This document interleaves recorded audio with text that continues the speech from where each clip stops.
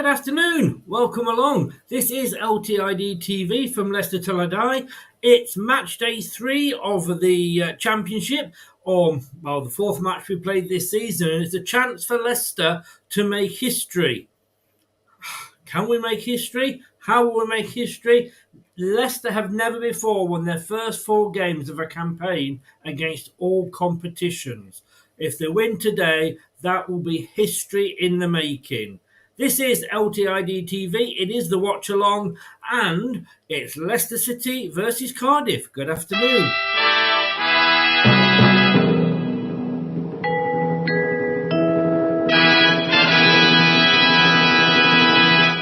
You are watching Leicester Till I Die TV.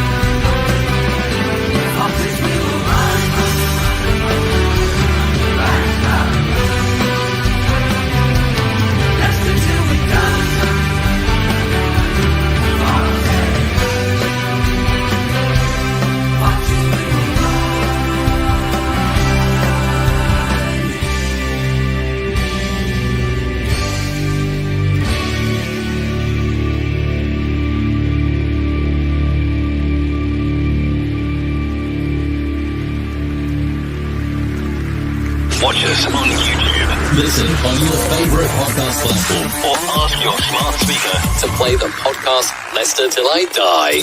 Right, Chris.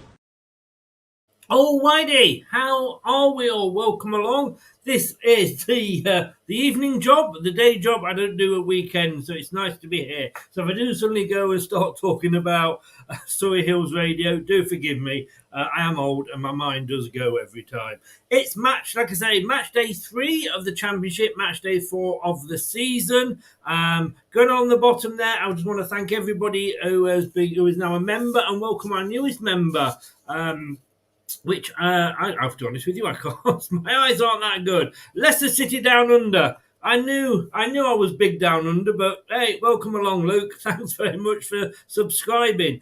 You are more than welcome. And Luke will be joining us after the show to do a bit of the post match with myself and Brad, the other half, as I like to call him. I put a request out to see if any of the members wanted to come on. He answered, and he will be joining us post match to give us his views on the match.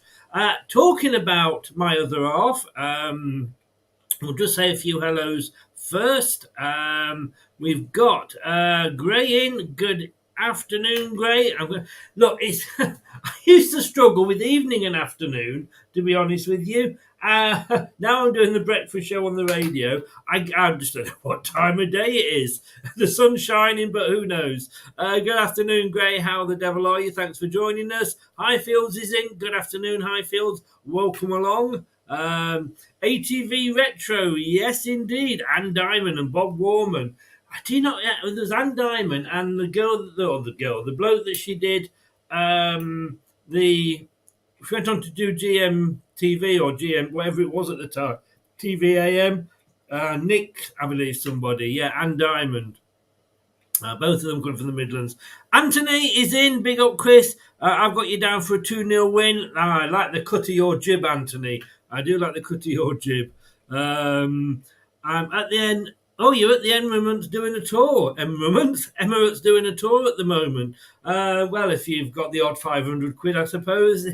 Hey, no, seriously, enjoy yourself, mate. Enjoy yourself. Hello, Gray is just replying. Nate is saying something as well, and I can't see. Good morning, good afternoon, Chris. That's the winning team today. Let's hope so. Yeah. And it was Anne Diamond. Nick Owen. Anne Diamond and Nick Owen. If you're watching live, please join in the chat. You do have to be a subscriber, and you do have to have been subscribed for, I think, 5 minutes before you can actually chat. Please subscribe to the channel if you are new. please press the like buttons as well. That really, really does help the channel. I know I say it all the time, but it does. Right, my other half is here. I believe he's ready. I'm looking. Yes, he is. As always, he has a nice bright light behind him because that's what Jesus has. Let's bring him in. Hello, he's very dark. Is he there? Hello, are you there, Brad? I am here from the other side, as someone once said. Yes, I'm here. You're on the BBC. What are you doing? Well, there is that. No, I'm trying to fix and sort out the very helpful, not very helpful, Fox's hub, but I can't seem to get that to work. But even with all my Jesus powers, I can't seem to get that to work now. We had a quick chat about it before, and I've got to say that I have renewed my membership. I think times are hard because the last 3 years it actually came in a box with a free gift. This year it came in a cardboard folder, so obviously times are hard down at the KP. If I click on any link through Facebook, Twitter, or even email, I just get page 404 up. I have to actually ring them up to do anything. But no, I'm actually watching it on a Fire Stick. If anybody has got a Fire Stick, you go on to sports, find the championship, and I'm actually watching that. Whether it'll let me watch the game or not, who knows? Who knows?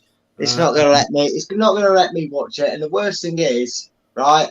Like I said to you, Chris, I've gone on to the pass. It says choose your pass. I go back onto the monthly. I click buy now. And I've had a lovely autumn. It says you've already had a subscription. Well, if I have a subscription, why can't I listen to the game? Very helpfully, they're on holiday apparently till Monday, so I'm glad they're able to put the feet up and not deal with important things like silly little things like a match day being listened to. No, they go away for the match day. It makes obvious sense, doesn't it? Well, yeah. Not to us. Right, I don't know if you've seen the team. Let me bring it up because I can't see that either, and I will read it out to you. So Hermansen is fit. Yay, Hermansen. Although having said that, let's be honest with you, Stoichik didn't do too bad, did he?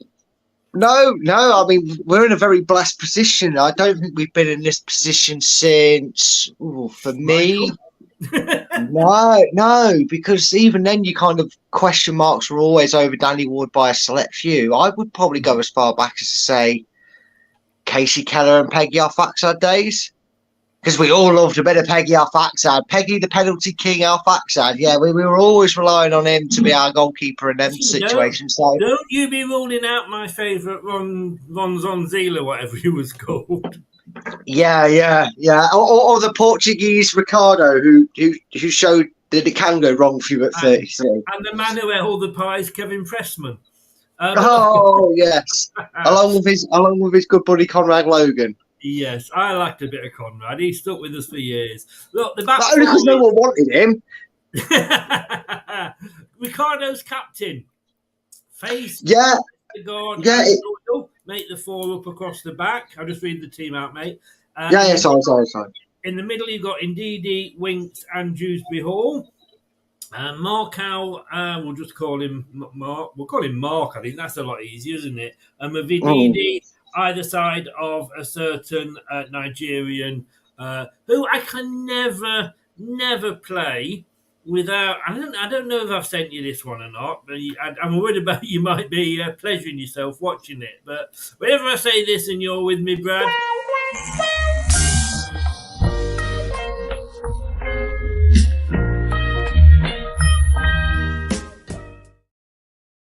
Sorry, mate. On the subs bench, Stoichik. Ward is back on the subs bench. Justin, Nelson, Thomas, Chowdhury, Kasadi, Albrighton, and Vardy. So no Daka, which makes me think, and no Everson. But let's have a look at the first team first of all. Strong team. But then again, I think all our teams are strong at the moment. Yeah, strong team. I mean, obviously, Vestergaard's the trusted man, which really, again, further implies what Connor Cody's role is going to be when he's fit and ready for the team. But a few surprises in there. I mean, my favourite man's in the team, so I'm happy as it is anyway. So But no Dennis Pratt at all, not even on the bench. That does seem a bit of a strange one. And no Christensen, although we are very plied on that side. Either I thought if he was fit, he'd at least be given selection, but it's still a very, very strong lineup. And Enzo's true to his word. He proclaimed that this locker room didn't have a set captain; it was full of leaders, and he's showing that. Vardy and now Ricardo have both been captain. Yeah. For me, it would still be Winks, but hey, what am I to know? Scott says here, good evening, good afternoon, good morning, good day. Would mean that Ward is staying and Smithers and Allison told to leave. I don't see why Smithers is being told to leave, because he would be on about a fourth of. So I have to disagree with you, Scott. Respect what you're saying, but I think for me, Ward and Everson are both still going, and Smithers will be stopping with Stolchark and Hermanson. That's just my think, because he's just a stopgap. The third choice goalkeeper is never going to be any good. And Ward's just going to get torn to pieces if he comes on at all.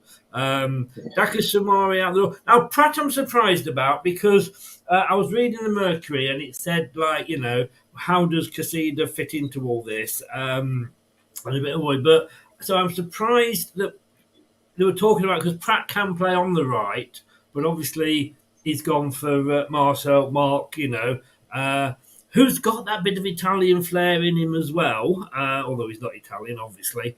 But any surprises there? And we've said that. And then Luke Thomas, I just want to mention Luke Thomas, because he was asked about players that hadn't played any time, and he actually made a point of naming Luke Thomas. You've got to. I think what we've got to remember, as much as we might raise an eyebrow and be a little bit disappointed that some of our favourites aren't in the team, or on the sub bench in any sort of sense, we've got to remember that he's got a very inflated squad, especially for the Championship, and we're not just talking barely making 25 to the team. We're talking 25 potential first teamers. Or players that at least feel like they deserve a look in the first team. And another thing we've got to mention, and I've made this point since the start of the season, there's 50 games we're going to be playing this season quite easily, because we've progressed in the League Cup, so we're going to get another game from that. We've already had a game from it. There's 46 games in the league. We've got 50 games to get through. And Enzo's made no qualms in saying that, I've got a group of players here. I've got to use them all. And I've got to tactically use them all. The way he sets up. He has 33 players in his squad. And he has to have a squad of 25. Exactly. So he's got to have some there. And now I know every club. I know you say 33 and he has to get down to 25, but not actually registering some of these is an advantage, like Nielsen, our friend Mark and McAteer. They won't fall in that 25 bracket, so he probably does still have close to, if not all, 33 available to him. And there's obviously talks of Daka, Samari, Castagne and a certain Christensen that may leave still in this few weeks we've got left of the transfer window. But right now, as far as Enzo's concerned, they're turning up for work, they're playing Leicester. They play for Leicester, but how is he seeing the best teams take on Cardiff? We could see 5 or 6 changes for the next game, Chris. So I think this is something we've got to be used to for a while with Enzo. I think, he is going to use the squad. I think Pratt's probably played more games this season than he played all of last season in total. Can I... I was going to ask you something then, and I've just gone because people are saying about Southampton apparently won 2-1. It was 0-0 when I was watching it. But what was I going to say? Yeah, so we've got the 25. We don't have to register the youngsters. Scott's asking, is McAteer injured? And how long? Do we know how long he's injured for? I've not heard any reports, even by the most reliable source of world about Leicestershire Live. Haven't said anything about McAteer. I think that maybe there's just something extra that Marcel offers us, that offers Enzo and us, that maybe has him on the back burner for that position. It's probably nothing personal. Remember what I was going to say. I don't think have such a large bench in the Championship as we did in the Premier League, do we? No, you have you actually have a bigger bench. Do You have you? a bigger bench. Yes, you're allowed. I think it's 2 more players on the bench than you did in the Premier League. Because when we did our first preview, me and Craig, Craig actually raised that question and someone answered it for him and said, yes, in the Championship you do get a bigger bench. Because we've got 9 on the bench today, and I'm surprised Yeah. we've got Stolchok and Ward, and then there's no room for Pratt. That's the sort of thing like, do we need 2 goalkeepers on the bench? Yeah, that's something that always bugs me. I mean, you can probably count on one hand the times in history where a team or any team has ever gone through 2 goalkeepers, let alone got to the third one. So it is a strange one. The FA Cup against Shrewsbury. Well, yes, that was that. Yeah, but there you go. So there's one. I probably can't even get up to naming 4 more to make a top 5. To be perfectly honest with you, I don't understand it. For me, but then people might say, well, what's the point in having 3 players on that are going to play in the same position, i.e., like having Chowdhury, Pratt, and sort of knowing and Samare, knowing you're only going to play one of them in the game, you're not going to put them both on. So arguments made both ways. But I do agree, there's no need for a third keeper. I've checked it there. Apparently, you're allowed 5. You can make 5 subs from 9 named. It was an increase of 7 named last year. Does that bring it in line with the Premier League? No, the Premier League used to be 5 and then that got extended to 7. So they've all gone up by 2. So they've all had a boost, but it's the Premier League 7 and the Championship is 9 because it used to be 5 and 7, respectively. Yes, it did. Okay, so do you think Daka's on the way out? I mean, looking at that... I mean, look, you know me and you personally, Chris, we like Daka. We've all seen there's the potential there to do it, but clearly, and I don't like to rule anybody out under a new manager's regime this early, but he's not featured. He's only been named on the bench, I think, once. He didn't play in the cup game, which was a bit of a red flag, if you will. Maybe it's changed for both then, Mike. But I knew they were 7 all the time, doesn't it? Let's face it. Well, it's to favour Chelsea, isn't it? And their 700 squad members, they've got to get some of them on the bench. Then we have 20 subs being allowed. Chelsea will be quids in. Yeah, they will be. But yeah, what was I just saying there? Yeah, he's not featured at all. Not playing against Burton at any point was a bit of a red flag. And unfortunately, I think, we've said this, and you look at the way Enzo wants his midfield to play, and that's a big key part. You look at the role he's asking Dewsbury Hall to take on, Mavididi to take on, Pratt when he plays, and Ndidi, if you will. You said about the pre-season, he was tearing through the middle and shooting. Not that his shooting boots are great, but the way he seems to suggest is maybe we will get a striker in as a third backup. Maybe he's looking at returning under 23s to fill that role. I don't know, but it does suggest that Daka is a player that Leicester are going, we're going to get you off our books and give you first team football elsewhere because that's what you deserve, but because we want to bring player X, Y, or Z in. Given the chance, because we've allowed 25, we've got 33, so we've got to get rid of 8, and then we've got to get rid of more if you want to bring people in. Well, that's the thing, and the problem is you want to give as much chance as you can to the players, especially these players that were maybe thinking of tailcoating out the door, but have brought into what you've said and now want to be there. But sometimes you can't. The thing is, you can't please everybody, Chris. No. And although it's not nobody's fault, it's not Daka's fault, it's not Samare's fault to include him quickly in that conversation because he's clearly one that's on the way out.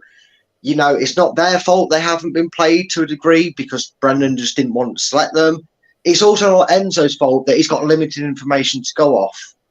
He's only got what his scouts and match reports of when they've played, and he can go, well, you're not offering me what Iheanacho and Vardy offer me. I can't find a way to get you in the team. You're not progressing in training the way I want you to and the way I need you to fit into my thing. And Samari could just be a case of, I've got too many bodies in that position, mate. I've got Dewsbury Hall, I've got Winks, I've got Chowdhury. I don't need a fifth. And you're the one that unfortunately is fifth on my list. So that's when these players need to move on. The thing as well is, and I hate to say this, they are just interviewing. I know you can't watch it, but they are just interviewing Cody on on the LCFC hub. Sorry, mate. It's all right.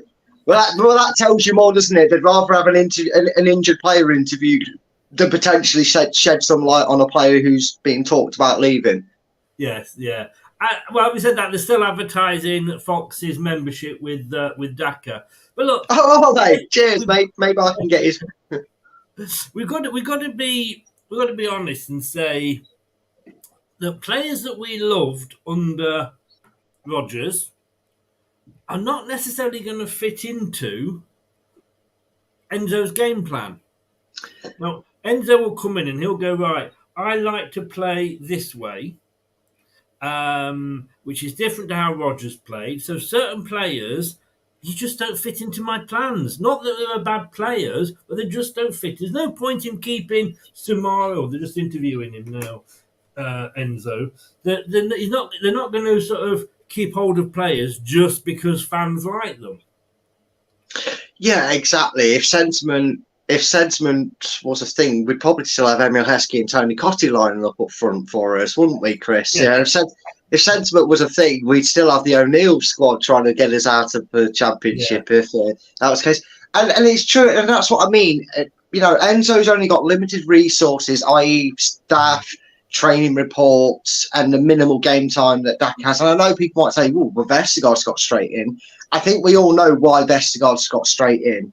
He's tall, he can pass a ball, and he's going to do that anchor role, which Connor Cody's going to do when we're done. And we're short on numbers in that area, in a weird say, because we've got a stroppy Australian at the back who's too tired to play football. So I think he's going that's to a bit different. Well, Yeah, I mean, exactly. He's just had the first mention. So as he's had the first mention, I'm going to play it. Bell end. And say Leicester for life. It is who brought him up. Now he's just said here, if it weren't for Bellend, I think Sumari and Daka could be really good players. I am going to defend Rodgers here, because if they were that good, by now Enzo would have seen something in them that would make him say, "You're worth me at least sticking you on the bench." Yes and no. I think they made one bench appearance between them, and we've played 4 games now. Yeah, yes and no. Obviously, the biggest problem is right now you're in that transfer scenario where 400 million reports get written about a player as to why they're not playing, because they want to go. We've had, and some of them get ruled out by the logic of the club. I mean, we had all that ridiculous circus about Wout Faes and that allegedly Belgian manager saying you need to leave Leicester or I'm not picking you. He's getting picked every week, pretty much. I know he's not, he's loving life at Leicester, but sometimes there's no smoke without fire. Samare's had a lot of smoke around him at Leicester during his entire stay at Leicester, ever since the first season. So sometimes you have to think, well, maybe it is the player. I don't like to read into transfer nonsense, but people will, and I'm sure there's people in the comment section that have maybe seen a report where Samare said, look, no offence, I'm better than the Championship. I don't want to play for Leicester in the Championship. I signed to play for them in the Premier League, not the Championship. And, you don't know the ins and outs. There's only the 2 players in question that we're bringing up now, Samari and Daka, know the God's honest truth. Do they really want to play for Leicester in the Championship? Are them rumours? Is there more stretch of truth in them than there is? If there is, I think it's less them not wanting to play for Leicester, and I really do think that it's. Oh, you talk a minute. I've got a delivery. Yeah, no worries. As he's got to get Daka to get him on the bench. That's where Chris is off to go. He's off to go and put him on the bench. No, but my theory is we don't know all the ins and outs of what goes on behind closed doors. We don't know what dealings have been had with these players. And we still don't know through this crazy transfer window period what is actually happening. Is it a case of Daka is just struggling to get into the Enzo way. Maybe it is. Maybe it's something that Daka's not quite ready for it yet. Maybe he is in Enzo's plans and he sees the potential to use Daka. And the reason I use Daka more is because if you look at the depth of our squad, you would say the striking department's where we're bare thin. So Samare, it could be a case of I've got Dewsbury Hall, I've got Winks, I've got Ndidi, I've got Hamza Chowdhury. I don't need a fifth option. And unfortunately, mate, you are the sellable asset. You don't fit into my plans. I feel like Samare is more of a doesn't suit Enzo's role than it is anything else. With Daka, it might just be confusion because Brendan tried him as a striker. Then he tried him as a solo striker and didn't have a partner with him. Then he tried him as a right winger. We've made a bit of a hash of these players that have pure pace but not really much else. And maybe Enzo's just ironing it out of him. Maybe Enzo has gone, okay, look, I can't just throw you into the deep end. I can't just throw you into championship games and hope you click. I've got to go with what I know works. And from what I've been told and from what I've seen on the training ground, that is right now Jamie Vardy and Iheanacho. Right now, Daka, you're not up to standard, but I can see you've got the potential to be there. Will he go? Won't he go? We'll find out over the next 13, 14 days. However long is left of this transfer window. If he's still here, though, it then begs the question as to what future does he have at Leicester? Because if he's not sold, let's say Samare and Castagna and the rest are sold, but Daka isn't, is that because I'm a genius and right and Enzo's trying to get him up to standard and we're going to have them as the leading three and we will see him play for Leicester? Or is it a case of he's just there because nobody wanted him and he's not as good as maybe we hoped he'd be? Time will tell. Did you get him on the bus, Chris? Did you get him on the bus? Of all the times for me pawn to arrive, no. I told them to deliver the Nacho Mags to my house, not yours. We'll have to sort that out, mate. No, it's not. Well, so yeah, if it's porn for you, it would be Nacho Man, wouldn't it? But sod's law that it's going to come. When I started it, I wasn't even out for delivery. It wasn't even in my area for delivery. But hey ho. Look, I'll just go chat with a couple of comments. Gray said he doesn't have a future. Deadline day is coming close to ending. Everson could leave soon. Chris was at the championship trophy being delivered. Can you remember what it's like to have a trophy delivered, Anthony? Don't think you can. Well, I don't know. Didn't they win that European English Super Cup? Did they? Or was that a different team? No, I don't know. Oh, did they? it was penalties. That doesn't count. Yeah, it was a dinner plate.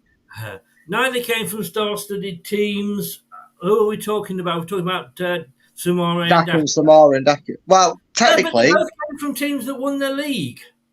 Yeah, so in a way, they came from teams that were as good as Norwich, where we got Maddison from, Luton, where we got JJ from. Yes, they're not Tottenham or Arsenal or anybody like a Chelsea, but let's be honest with you. We cannot afford to shop at Harrods anymore. And when we did shop at Harrods, look at the shit we ended up getting. Yeah, I would argue as well, Gray. When was the last time we signed from a star-studded club? Because I would argue here, star-studded. Now, we all have a different definition of what we call star-studded club.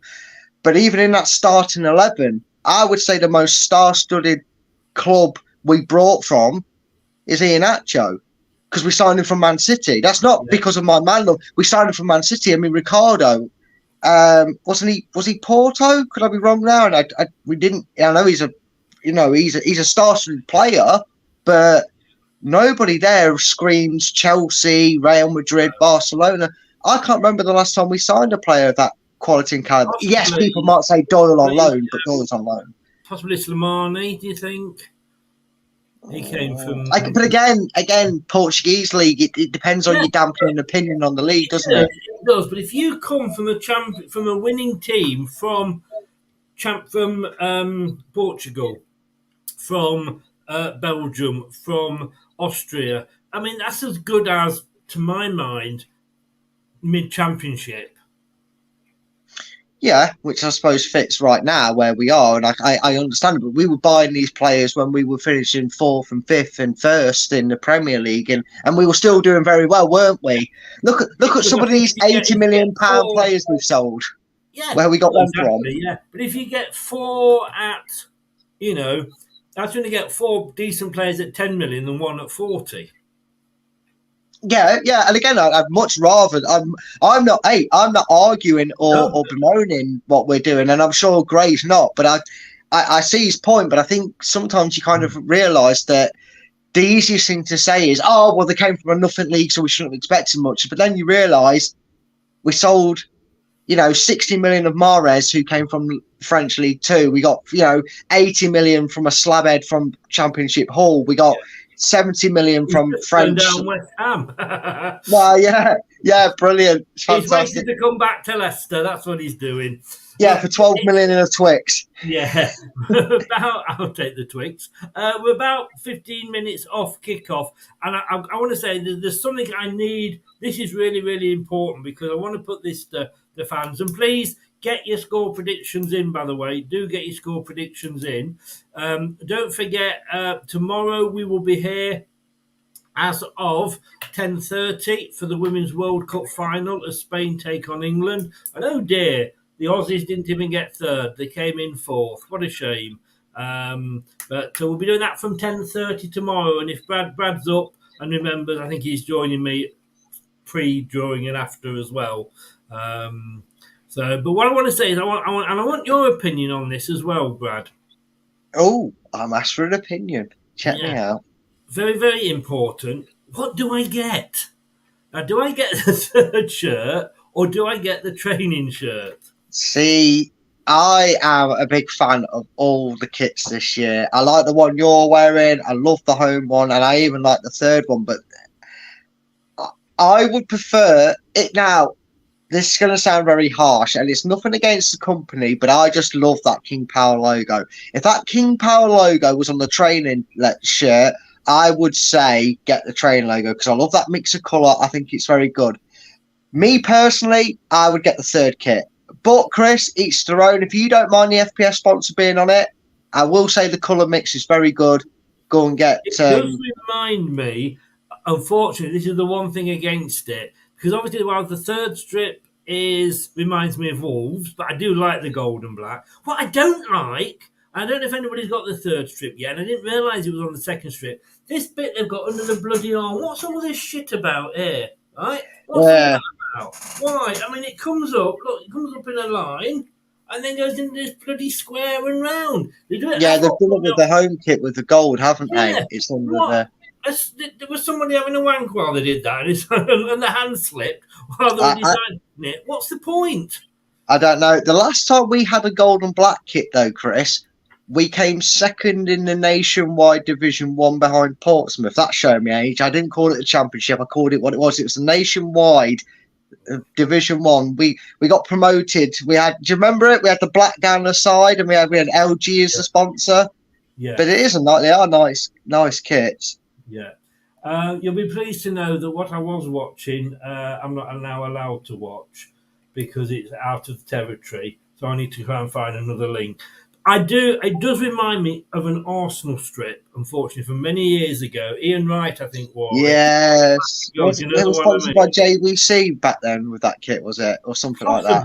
Possibly. Dreamcast, maybe. Yes. I know that they might have been JVC. Now, I'm just going to try. Who are we playing today? Cardiff, aren't we? Yeah. Let's see what's happening on Cardiff's homepage. Absolutely nothing. Oh, brilliant. What is it good for? Oh, now then. Now then. Jimmy Savile coming out. Oh, God, no, don't say that, Chris. Don't connect the channel to that. I know. I might, yes, it might be on the Cardiff one because, of course, I'm not a Cardiff fan, but they may have just not have cut theirs off yet. JVC, I think you are. And I did actually, although it was an Arsenal shirt, I did actually like that. I might buy one myself and get the other one for Christmas. I'm not buying the home one because that's my protest at them ripping the fans off with the shirt agreement that they had.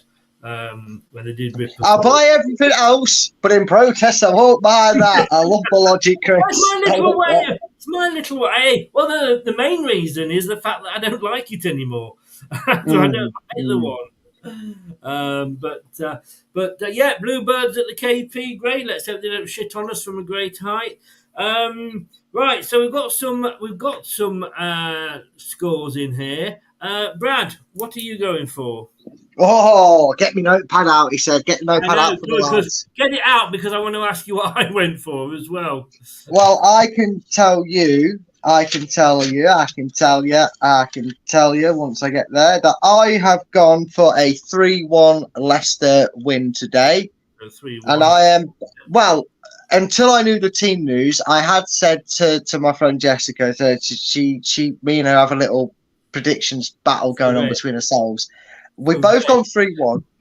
Yes, Brent, for God's sake, men and women, for God's sake, shut up. Right? We got him flustered, blokes. We got him flustered, we know. Oh, shut up. Anyway, I've gone for Leicester 3-1. Now, I did originally say it'd be Iheanacho, KDH and Dennis Pratt would score the goals, but Pratt's not even playing nor is he on the bench, so I'm going to have to change that to Mavididi. But yes, that's what I went for, 3-1. And you, Chris, drum roll, please. You said Cardiff aren't going to get a goal. You have gone for 3-0 Leicester. I thought I did, yeah. I don't know. I feel confident today. I mean, I think they're we're now down to third because Southampton played and won. No one cares about Southampton. We'll win. We'll go top. No. Now, the interesting one is, Chris, you do not think that Leicester will... Well, you potentially think that Leicester could return to... Well, go top of the Championship because you have backed Ipswich to win, but you have only given them a 1-0 win, and I believe that would... Your score prediction would put us top. I went completely biased and said that QPR are just going to beat them and stuff them, so that would be great.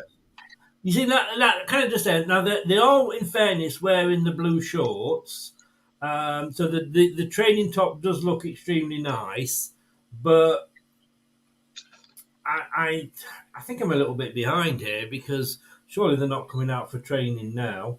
You never know, do you? Enzo's intense training, as the players have said that they love. Maybe he's got them out there before kickoff.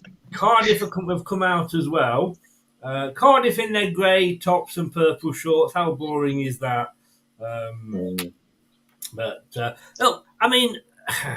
Mavididi, he looks like the true thing, the true article, doesn't he? He looks like a modern day Lloyd Dyer to me.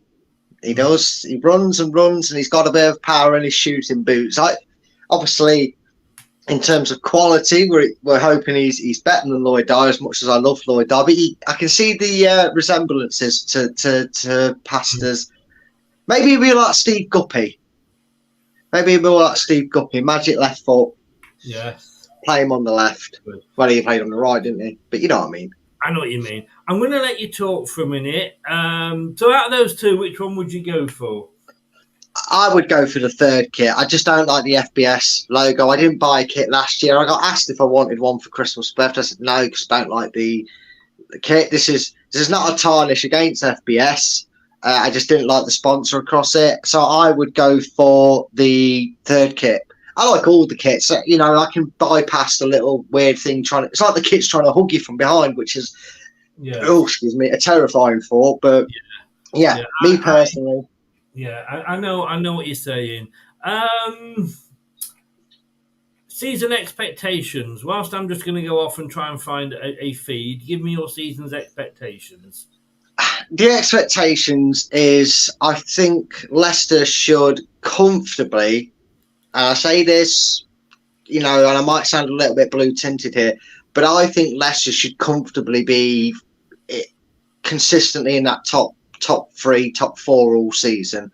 And I think whilst Leicester are slowly going through the gears to adapt to Enzo Ball, have a settled squad, if you will, over the next couple of weeks once that window's shut. If Leicester can keep up their momentum and come out of August and September and be in that top three, I think you've got winners there. You've got real potential title winners. And come the end of the season, if everything goes well and Leicester keep this good start going, and then we get to see the full effect and flow of Enzo Ball, which I'm trying to get going around the world. We've had Baz Ball with the cricket, so why not Enzo Ball with Leicester, make it relatable? But I really do feel that my expectations are, if we can keep this good start up, and after the first 10 games, Leicester are still in the top three, or even better, we've got a 5-point gap over us and third place in the top two, then I would really expect Leicester to kind of do what they're expected to do from neutrals and pundits' point of view, and that is finish in the automatic zone, if not win the division. I've not seen anything right now that doesn't suggest that, because whilst Leicester have had moments against Coventry and Huddersfield, the best good teams will win games when they're in control, but great teams will win games when they're not having it all their own way. Good teams might struggle to have broken down Huddersfield and got the 3 points. Good teams might have struggled to have turned the game against Coventry on its head and taken 3 points. Great teams find a way to win. Whether you feel they deserve it or not, they find a way to win. They win divisions, them sort of teams. And over the years, when Leicester have won divisions, even the miracle on Leicester Road, when we won the Premiership, if you really go back and look over that season, there was games where we just got our noses in front and we kept them in front. There were scrappy games. Norwich, where we caused an earthquake. We just beat Norwich, but we beat them, And, that's what great teams do. And if we continue that while we're still in first gear, second gear maybe at best, then I expect Leicester to win the league. And you're going to look back at this Leicester team over this season and go, what a great side they were to win the championship. Well, they're about to come out, and I've gone back onto the LCFC hub. Obviously, they were just scaring people off. It looks like I've got it live. Welcome along, Doug. I'm watching it via a Fire Stick mountain man. Good evening, welcome along. How are you? Or good morning over there. I don't know how you watch it in the US of A. I've got to say, I've got a Fire Stick, and it's amazing what you can do with that. 60 quid a year, great value. Come on, you foxes. Brad, I don't know how you're going to watch it, what you're going to do, but I will find a way, which way or how. I'll probably go to the ignorant BBC who ignore Leicester goals left, right, and centre. But hopefully, I don't know. Maybe if I just use my email, which seems to might work, and not sign in via Facebook, they might let me watch it, because they tell me I'm subscribed to it, but they won't let me watch it. But I'll figure it out one way or another. Yeah. And I will see you at half time, sir. See you at half time. Come on, let's get the first start. Let's make history. Yeah, let's do it. Let's do it. I'll see you at half time, mate. Thanks very much. No worries, mate. See you soon. Bye bye. Thanks to Brad there. Right, let me just see how I line this up. There we go.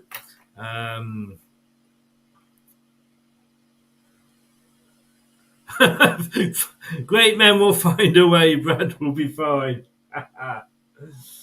The two managers are shaking hands. Well, if this is going to work all fucking season, I'm quidsing.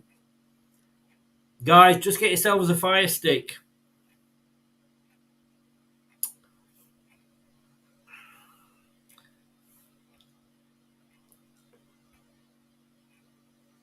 So Hermanson's back in goal across the back four. From the right, Ricardo, Fays, Vestergaard and Doyle on the left. Winks is the holding midfielder. Markal, Ndidi, Dewsbury Hall and Mavidi all behind Iheanacho, which I'm guessing Ndidi and Dewsbury Hall and Winks will be sort of moving about a little bit with Marcho and Mavididi either side of Iheanacho, I'm guessing. We are all very well, thank you, LCFC. How are you? I mean, I think he's been the greatest player. Jeff is in. So we've got a few guesses here. Brad went 3-1. I went 3-0. Gray went 2-0, and I went. Gray went 2-0, and Leicester for Life went 2-0 as well. We are about to kick off. And remember, guys, only one rule here. It is a live watch along. If you say something in chat before I've announced it or said something or reacted on the screen, you are removed and banned. No warnings. That is your warning going across the bottom. If you ignore it, you are banned. And I don't care whether I know you, don't know you, whatever. Them's are the rules. And there are mods in the chat that will be keeping an eye on it as well. Getting excited now. It's coming up to kick off. I am looking forward to this. And here we go then. The Premier League? That's so last season. It's all about the Championship here on LTID TV. Now that's what I call football. You hit the right spot. The TalkSport Fan Network is the ultimate on-demand destination for the UK's best fan-led football podcasts, including Leicester Till I Die, independent analysis and reaction for the Foxes faithful. The TalkSport Fan Network. Unbeatable club-dedicated content created by the fans, for the fans. Follow the podcast on the TalkSport Fan Network. There we go. So Leicester are in all blue, tops, shorts and socks. And they are kicking from left to right, as they always do when they win the toss. And in a purpley kit here for Cardiff, for this sort of, as Vincent Tan sort of said, well, I like red, but I'm going to mix it in with the blue. But they're in all purple, top left and top shorts and socks. Now we've just kicked off, and it's all the way back to the Cardiff keeper. So we'll have a look how we're going.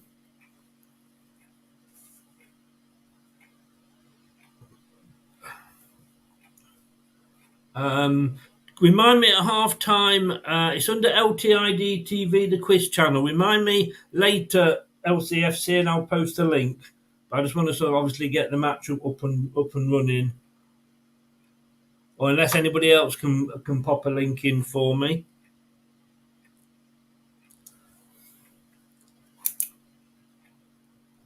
And of course, Ricardo is the skipper today.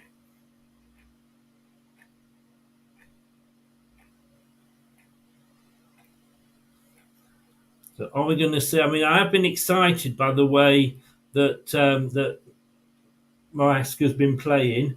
I mean, he's playing it out from the back, pretty much the same as Rodgers used to do. But do you know what? I just there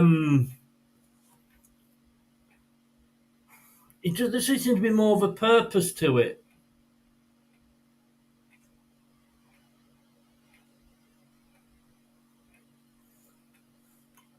So a long ball, and it's a header back from Doyle to Hermansen. Nice to see Hermansen back.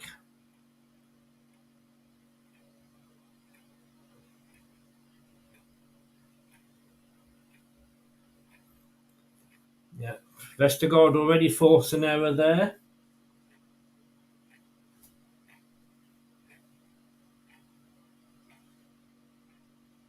So it's on the far side. Leicester have become very much a patient team. I know we don't.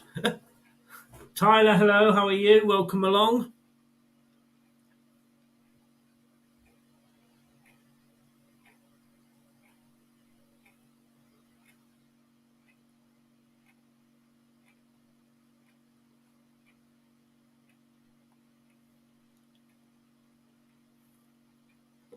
There is the second channel. Do subscribe to this channel as well, obviously. But that is the quiz channel where all the general football quiz channels are.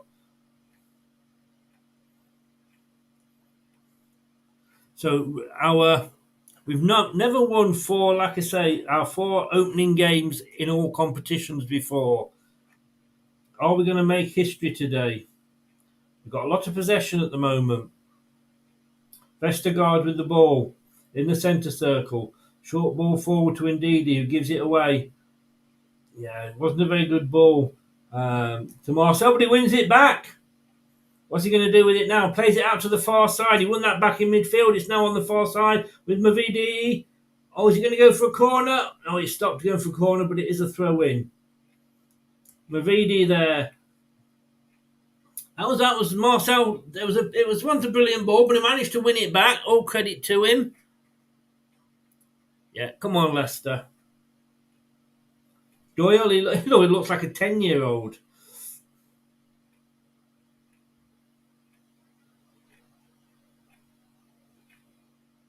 So Leicester have it now, but it's all the way back just inside our own halfway phase.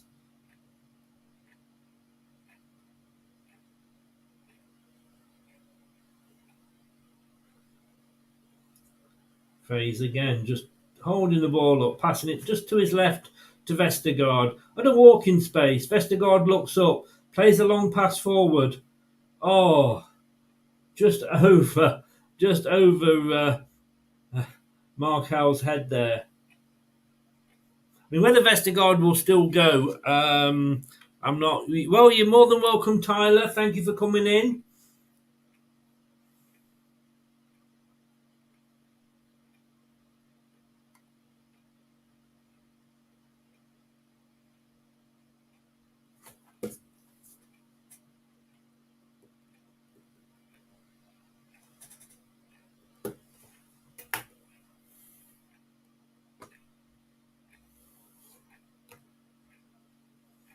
Mavadidi gets a yellow card within the first 5 minutes. That's the last thing we want. Well, he pulled him down, in fairness.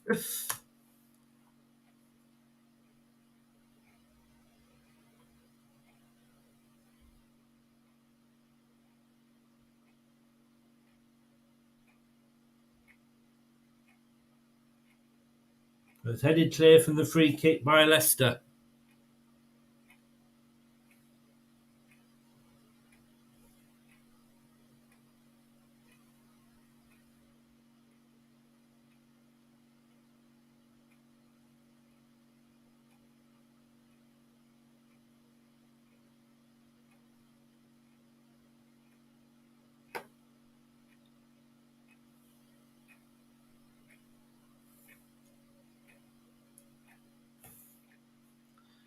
Yeah, let's hope so.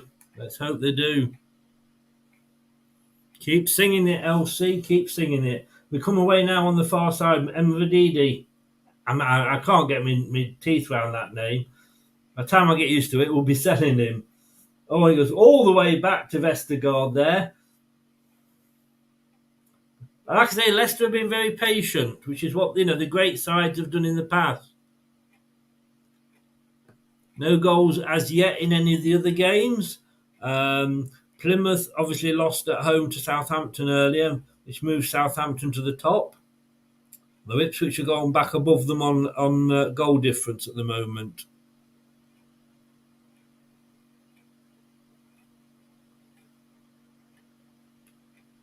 Now we've lost it again. We've lost that again. It goes back to the goalkeeper. But Iheanacho was chasing him down, the goalkeeper for Cardiff there. I think we're all happy to see Iheanacho getting some time. Maybe not all of us as happy as Brad, but you know what I mean.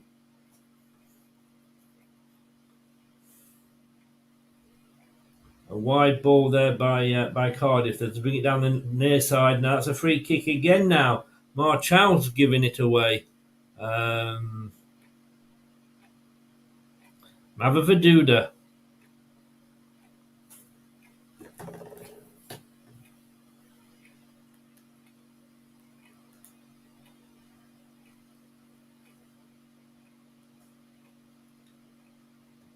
So, hit the post! Oh, Iheanacho hit the post! Oh my God! Oh!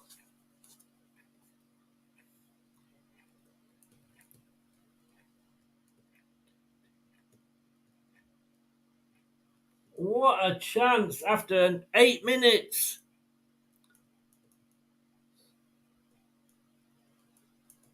Lovely effort there. Lovely effort from Kelechi. Surely we can't let him go, can we?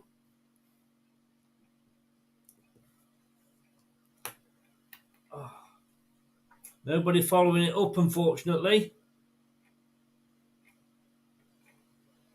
Manson there. Wow, he's quite a way out there. Phase across to Vestergaard. Cheers, everybody.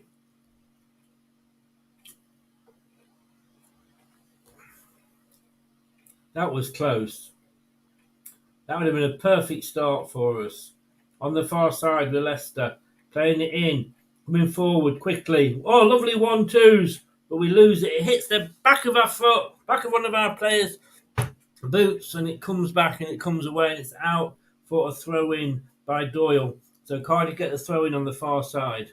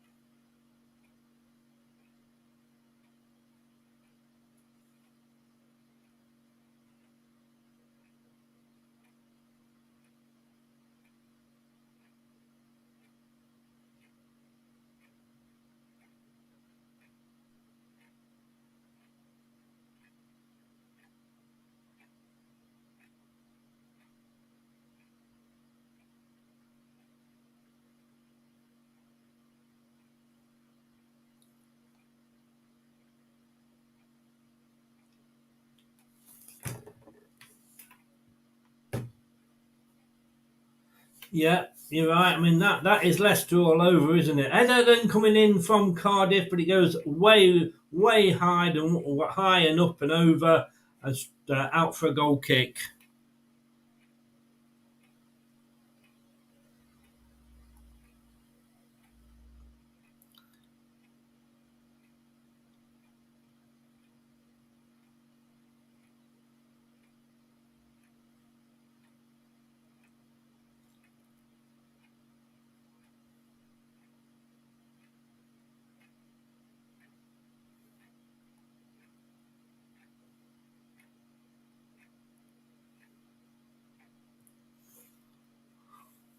Realised I forgot to send a link to Kate.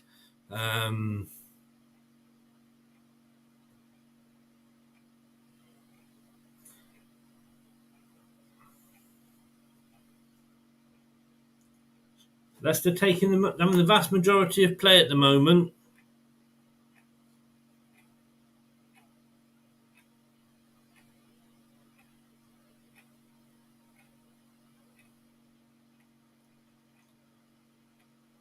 Doyle's got the ball on the far side.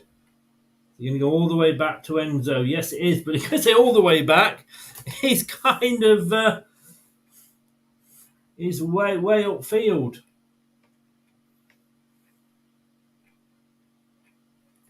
I mean, he's literally playing Vestergaard and Faye's position there. I know that's what Enzo likes. A lovely chip in there, but a bit too far, all the way over the players and all the way into the goalkeeper's arms.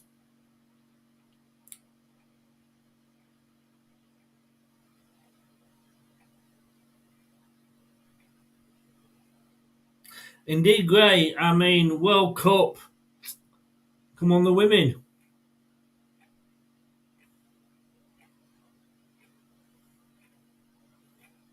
Oh, lovely play from Cardiff there, but we're basically numbered out the game. But if we do get the throw in to Leicester.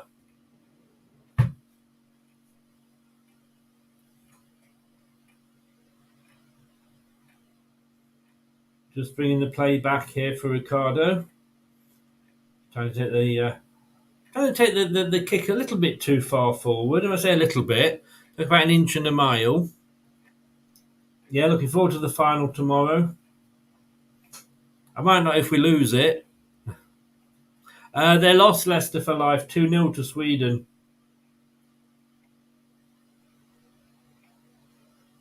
Now Leicester coming away. A cut inside from the wing. Oh, he's brought down. Free kick, surely, yes. Free kick, which, if we had Maddison, you've got to say, well, this is Maddison territory.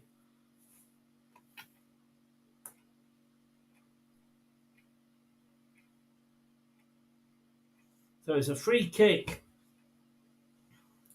About the same distance outside of the penalty box. It's certainly within striking range. And like I say, if we'd had, I was going to be Kieran Dewsbury Hall on it. Certainly would be within Madison's range. If we obviously we haven't got him now, but what's going to happen? Is it going to be an attempt, or is it going to be played up? Everybody's on the edge of the box. The referee's going to blow his whistle, and it's taken by Dewsbury Hall. Oh! Straight through. Nobody could get on the end of it, though.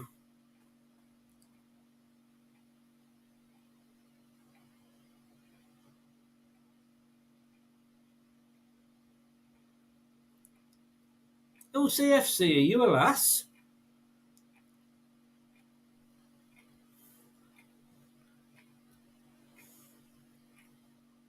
I wish I could. I mean, if you remember last summer, or the summer before, I actually covered the Women's Euros virtually every game.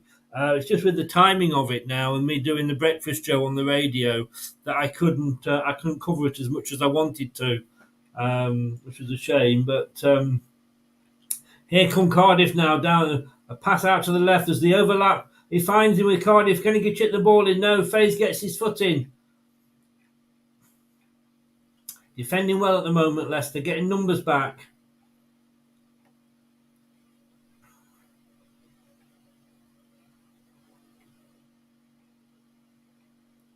But Cardiff still have it. We can't get it clear. Will the cross come in now? Yes, it does. And it's off. Off Faze there for the corner. Gets a handshake there from Hermansen. There's a corner on the near side. Yeah, totally. 11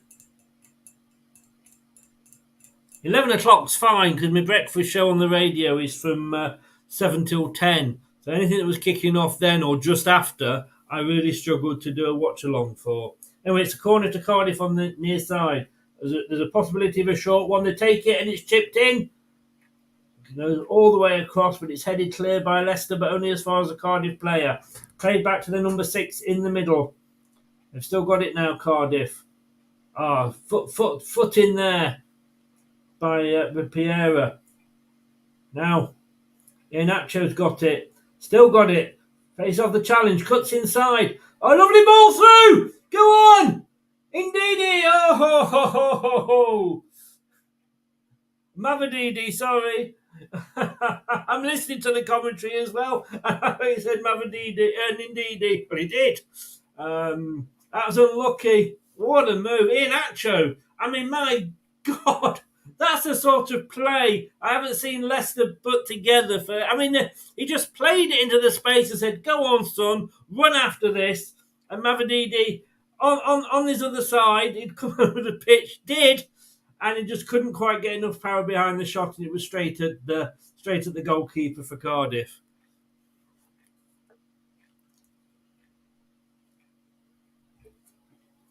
This is sort of. I know, obviously and don't get me wrong, the thing is, if we win 1-0 or we win 7-0, we still only get 3 points. Obviously, the goal difference helps at the end of the season, but as long as we, with us playing like this, that's all we can ask for. 60% of the possession to Leicester at the moment. There's still no goals anywhere in the Championship. Obviously, the game earlier finished Plymouth 1, Southampton 2. So it's with Cardiff now in the centre circle. Harish by Leicester player. Oh, is that a free kick? Yes. Surely it's going to be a booking. Indeed, he got the ball, won it, went away, was pulled back. No booking. I mean, that should be a booking.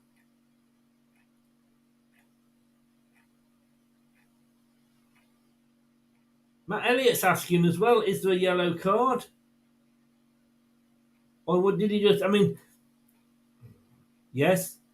Yeah, he looks like he's got a yellow card. It's come up, Aaron Ramsey, the ex-Arsenal player. Second player to get into the book there.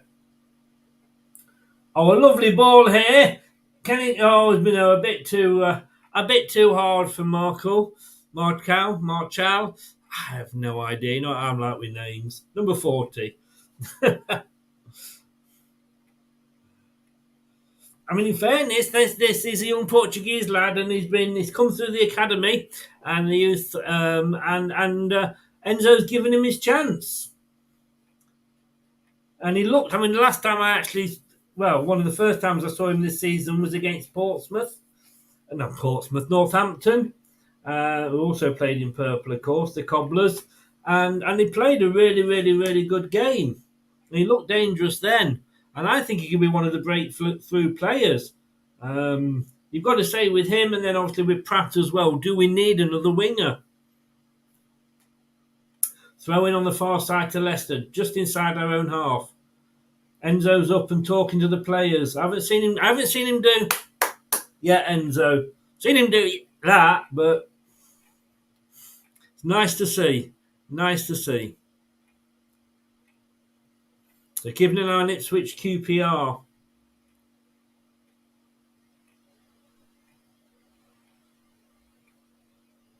A lot of games to be played this season. A long searching ball, but again, just too much on it. I mean, he's fast, Marshall, but he's not that fast. 20 likes. Let's get there. 37 in. Let's get those likes up. Please like the video, guys. It does help. I know I keep saying this, but by liking the channel, by subscribing to the channel, that obviously helps us. But by actually liking the show itself, clicking that like button, it gets YouTube thinking, oh, this is a popular show, and it puts us on other people's home pages that don't subscribe to us. So please do smash that likes button.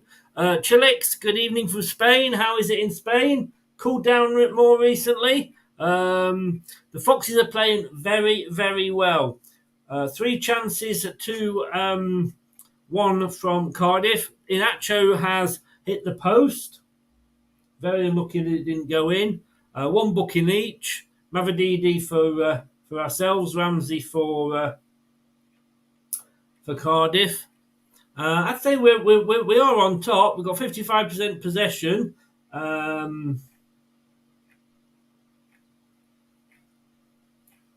But we're playing very well. Welcome along, Chilex.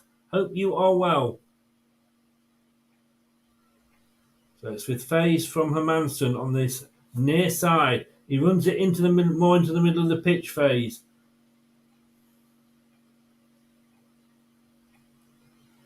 They're playing very well. Winks again is getting really much involved in the game. Rotherham have scored against Sunderland. So far, that's my prediction gone. Now, Leicester are coming away. Could this be a chance? Dewsbury Hall. He had the chance to pass it. He kept it a bit late. We now put it over to the right side. Marchal's got it. Clips it into Ndidi. Inacho back to Marchal. Is he going to clip it over? They're taking the time. They're doing lots of 1-2s. They need to get the ball in the box. It's in, and it's a wasted. Chipped in by Ricardo, and it just went straight through and out for the goal kick. It's a lovely play. I mean, but we should have put that ball. We should have got the cross in earlier.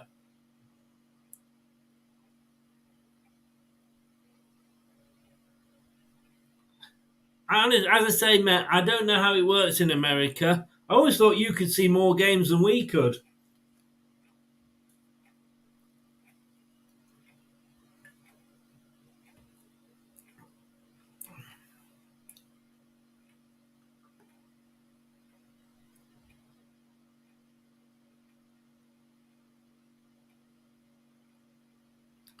So, we are 23 minutes into the game on my clock. Remember, guys, no spoilers until you see me react. Cardiff coming away. Oh, cuts inside. Unmarked. Oh, Good defending again. It's gone out for a goal kick. We've always got to watch those breakaways, I think. We have to be careful of those. He was unmarked there, but again, the final ball just wasn't very good. So Leicester on the far side with Doyle. Back to Vestergaard. Vestergaard across to Hermansen, who again is playing that sweeper-keeper role. He's literally up almost. He's more than halfway into the centre circle, Hermansen. Exactly. I do know that's what Enzo wants from his keepers.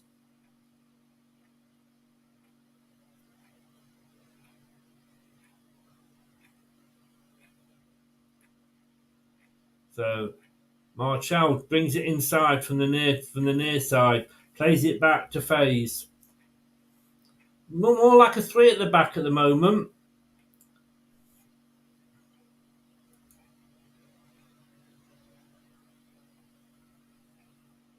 Oh, good ball. It's on the far side now. Mavididi plays it inside. Playing 1-2. Backwards and forwards. It's hard to keep up sometimes working out. You look at Leicester and you think, oh, surely they should be going forward. It's a long ball back, but we keep possession. That's the main thing. If you haven't got the ball, you're not going to score. Winks now. Oh, Mavididi. I mean, he's just one touch.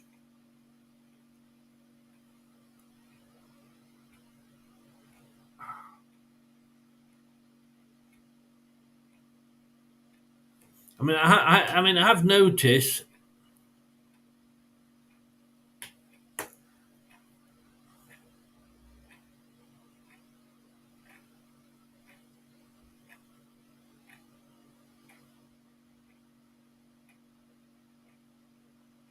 The push. Leicester have still got it. Mavididi is not going to get to that. Oh, did he? Yes, he got to it. Fair play to the guy. Wow. I didn't think he was going to get to that. He got to it and got a corner out of it. Well done, Mavididi. He's becoming a favourite, Mavididi. He certainly is. Oh, Sunderland have equalised already against Rotherham.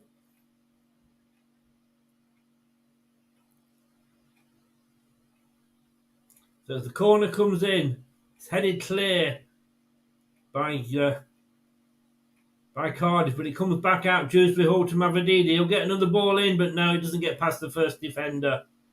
But it's an offside now, I believe. Yeah, it's offside. So again, 0-0s all around the country in the Championship, apart from Sunderland and Rotherham, who are drawing 1-1 after 24 minutes. Rotherham had the lead, I'd say, for less than 5 minutes there, to be honest with you. 62% possession, still only 3 shots, though, for Leicester. One of those on target, which I think was probably going to be the Iheanacho effort. Hermansen, he's given me confidence at the back, Hermansen, I must admit. We can do it, we can, Chilex. Come on, Leicester, indeed, Gray, indeed. Oh, that's going to be a free kick, yeah. They're not taking any prisoners, Cardiff. The referee's not card happy. And in fairness, they're probably not card-worthy fouls, but they are fouls. I've just pressed something and my link's gone. I haven't got it back again. For joy of the Tinternet.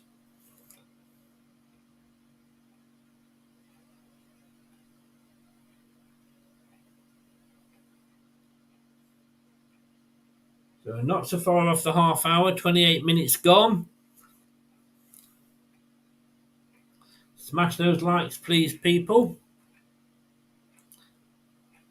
And if you are new, whether you've got to subscribe to chat, but please subscribe anyway. The only reason I put that subscribe to chat is basically just to weed out the troublemakers.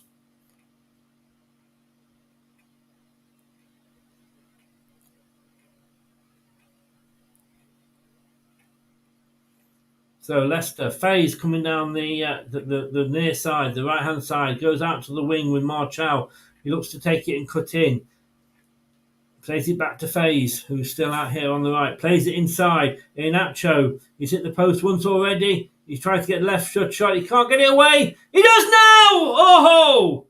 Oh, the goalkeeper there somehow managed to get across his goal. It wasn't the hardest of saves, I don't think. Let's just have a look. Inacho. It took a deflection. Let's have a look. Yeah, it took a deflection off their number 5 and went wide, and that's what caught the goalkeeper out. Indeed, so close. Neil, thank you so very much, mate. Thank you. Elizabeth, welcome along. How are you? When you say the Blues, do you mean Cardiff?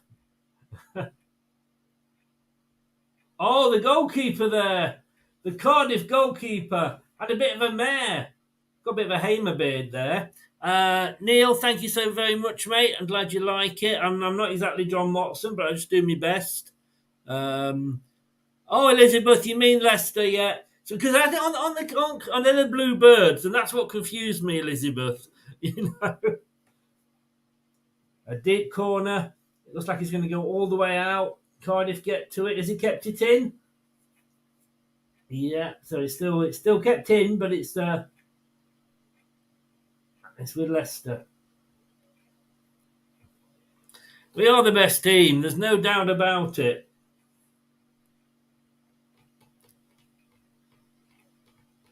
Huddersfield did try to man mark last week. Look, we've got to take our time. We know it's not going to be easy. You know, we are the team that everybody with the favourites to win it. I don't like that tag. I think we've got to not be disrespectful for those teams that have been down here. It's a tough league to get out of. In my mind, the 6th toughest league in Europe. But, teams are going to come. We are the team that have come down. Southampton, Leeds, ourselves. We are, I think, the one people want to beat out of the 3 with the Premier League champions, the FA Cup winners, the Charity Shield winners or English Super Cup, whichever, if you want to use my terminology. With the team. So everybody is going to try and if Cardiff go away with a point from this game, they're going to be thinking they've done really, really well. And I'm off at the moment because I can't see the screen because it's gone. The link isn't working. So just bear with me.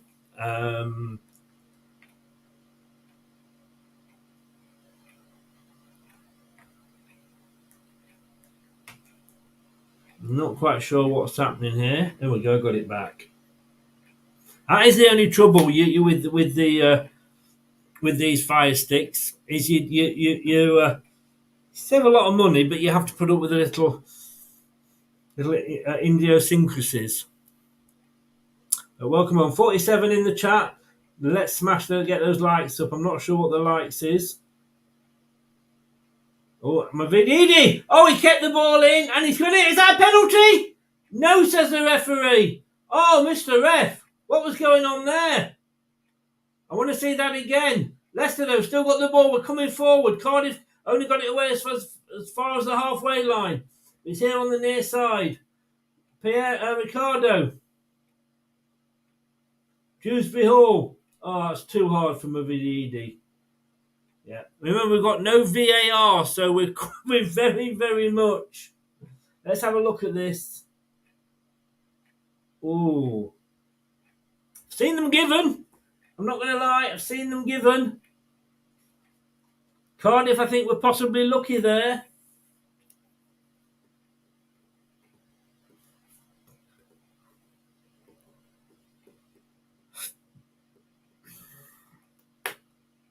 No, it's not Chilex. If it's not given straight away, as I say, we don't have the joy of VAR. Oh, FaZe.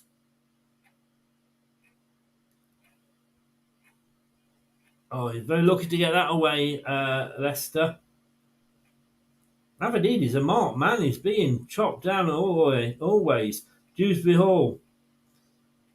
Mavadidi's having a really good match. In fact, both the wingers are. Oh! No. He took his legs away.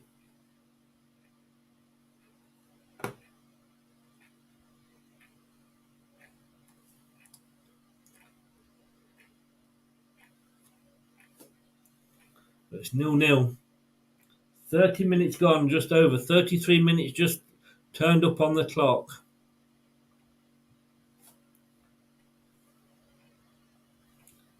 I mean, Marshall on the right here.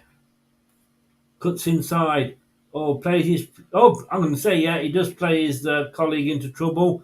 A couple of passes later, got a free kick. Or have Cardiff got the free kick? I think Cardiff got the free kick because Ricardo is remonstrating with the referee.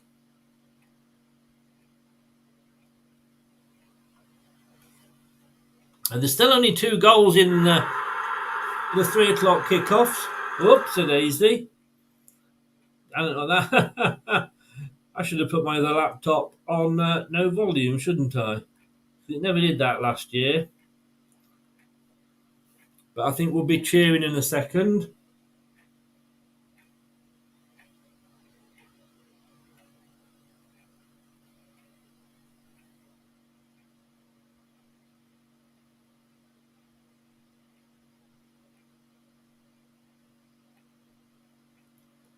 So it comes out to Faze.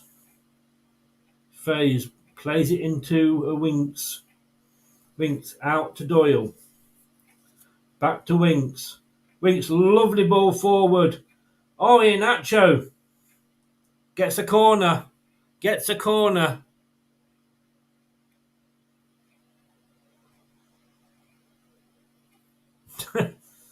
I don't miss VAR. I'm not going to lie. I love the fact that the referees are back. If it's referee's decision, he's got to make a quick decision. I take it. But VAR, they've got everything available and they still got it wrong. So it's a corner to Leicester on the near side. It's chipped up and in. Near post, but it's headed down. Oh, what a goal! Yeah! Yes! Yes! Marshall, his first goal for the club. Get in there. Number 40 on 38 minutes. It's 1-0 to Leicester. Get the fuck in there. What a goal. Went through a packed Cardiff defence from the corner. Wow. The subs are getting involved as well. He took that beautifully.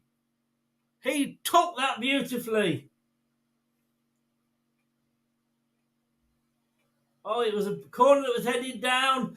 It just fell to him on the right side of the penalty area. Let's have a look. He went through about five defenders. What a goal. Yeah, bad defending at the corner. And he just clipped it with his right foot. 1-0. Come on, Leicester. That's what we need.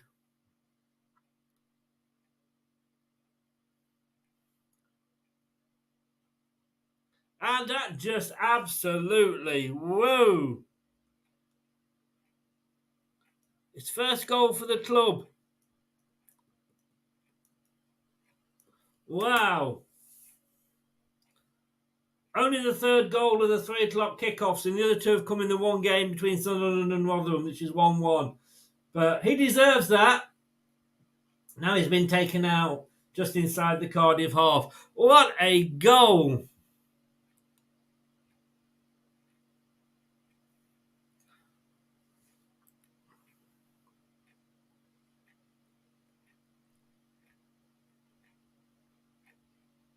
What a goal. What a goal.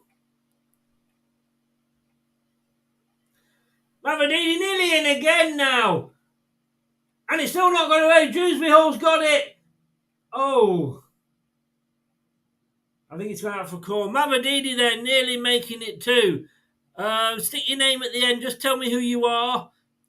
Tell me who you are and I'd be happy to. Mate. Oh, the goalkeeper's foot getting in the way. If you're not registered with Facebook, you need to just stick your name at the end so I know who I'm talking to. Goldie didn't move. Honestly, the stadium, the other 20-odd players on the pitch didn't move. Unbelievable.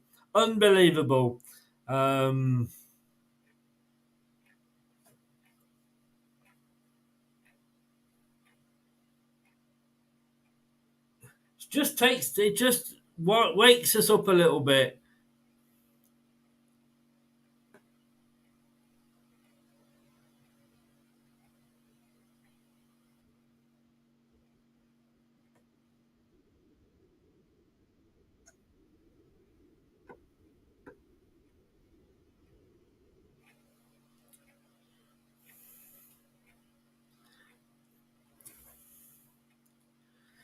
Jack, hello to you, mate. It's only if you're not, it just comes up as Facebook user on YouTube, so I don't know who it is, but I would say hello to Jack. And I realise I have just sworn, and he's got his two little girls with him, Rosalia and Elijah. Sorry, little girl, little boy. I'm guessing. Sorry, I'm trying to do two things at once here. Just let Leicester come forward. On this right-hand side, Marcella's got the ball again. Chips it in. Inacho back to Dewsbury Hall. Oh! Gets saved by the goalkeeper. Elijah, hello. 7 years old. Welcome along, mate. I hope you're both Leicester fans. And Rosalia, who is 10. Welcome along. And I'm sorry, Jack, I was swearing earlier.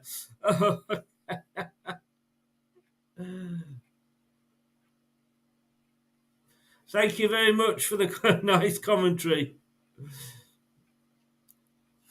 LCFC, it was Marchal. It's a corner.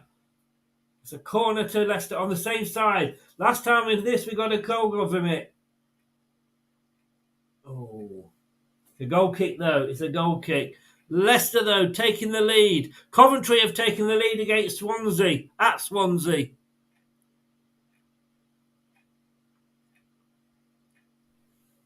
Tell you what, look, I know we're only 4 games in. Let's take a reality check. But at this rate, did somebody once say somebody once called us the PSG of the Championship?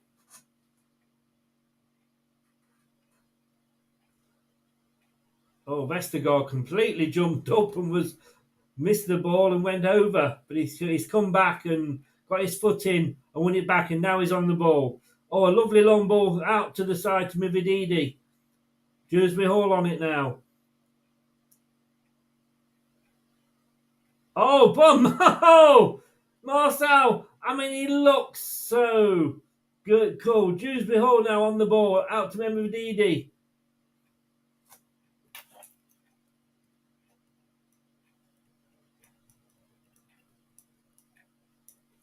Leicester, they've certainly upped it since that.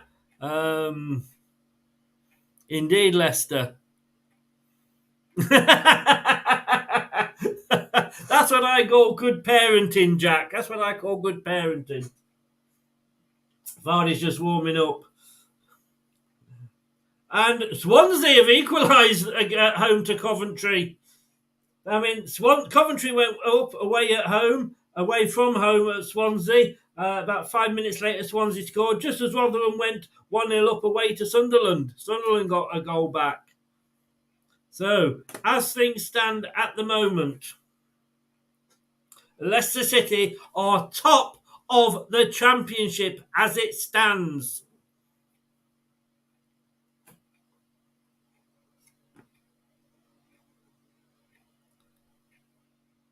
Oh, let's not get carried away, folks, but come on, Leicester!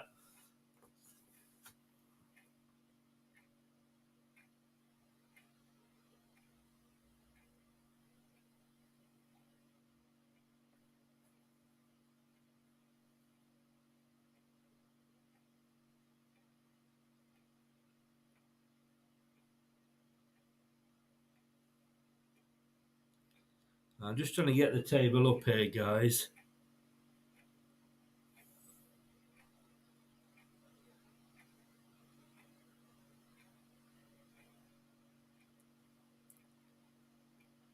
There we go. That's what it looks like. Ladies and gentlefolk, that is what it looks like.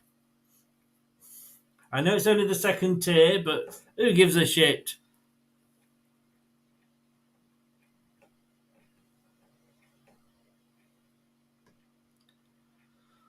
Whew. We could do with another goal just in case Ipswich managed to get a goal. But of course, Ipswich were promoted last season, so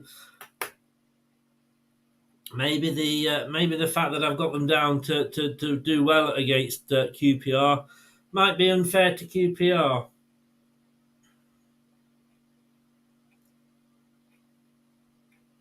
I mean, we're talking about if Packer goes, Daka goes, Packer goes. If Patson Daka goes, do we need another striker? Well, they're just saying there on the commentary, we need. Enzo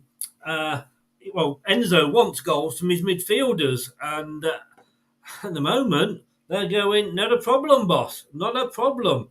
Mavididi last week. And Marchal this week, which is then pick of the devil. It's on his... Oh, lovely ball through. Iheanacho turns on it. And the overrun from Marchal. Clips it back.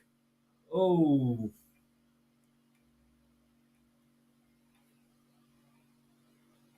Yeah, I'm the same as you, Leicester for life. I can't pronounce it either. Oh, lovely turn there. Oh, Ndidi. Who is this Ndidi?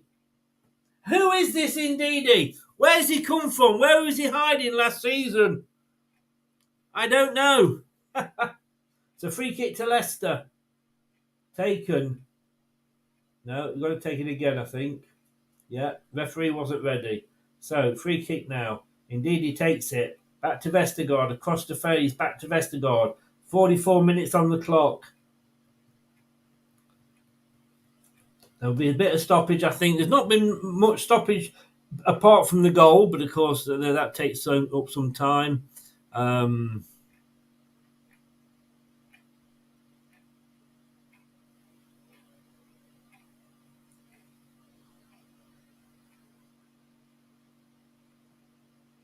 So Onwick, number 21, the goalkeeper for Cardiff, holds the ball. We're coming up 10 seconds off the official 45 minutes gone. Indeed, yes, he has been born again. Do you remember that's what we said at half time before the game, didn't we? New manager comes in. Not only does he not like some players, he can take some players that weren't like the season before or weren't playing well the season before, and the two that spring to mind are Ndidi and Vestergaard. There's only going to be a minute, I think, added on here, injury time.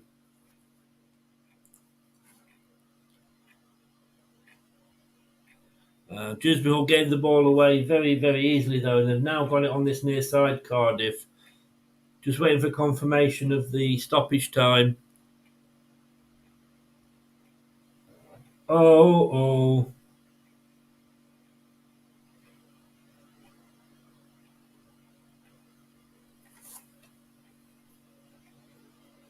Ramsey scores, equalised for Cardiff.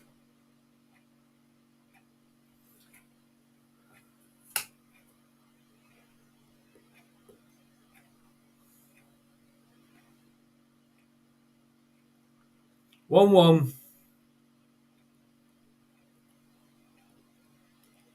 I mean, I've got to say, it's a superb goal. Yeah, I mean, it was a wonderful goal, but that all came from Dewsbury Hall giving the ball away.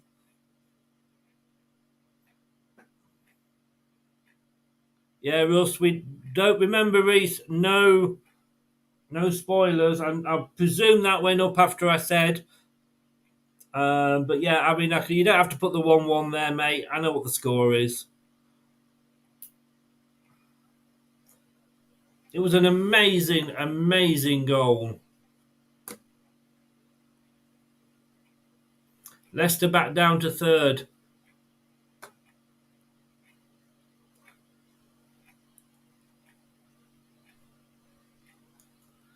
Wow.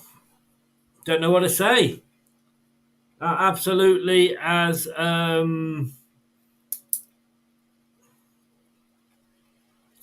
Well, let's be honest with you, he was a Premier League player not so long ago, Ramsey, but wow.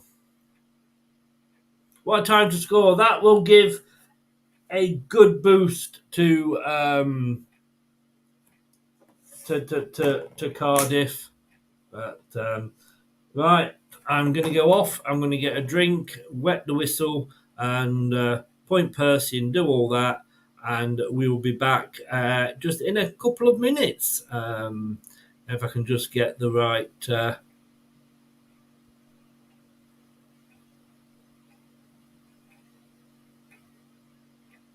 Here we go.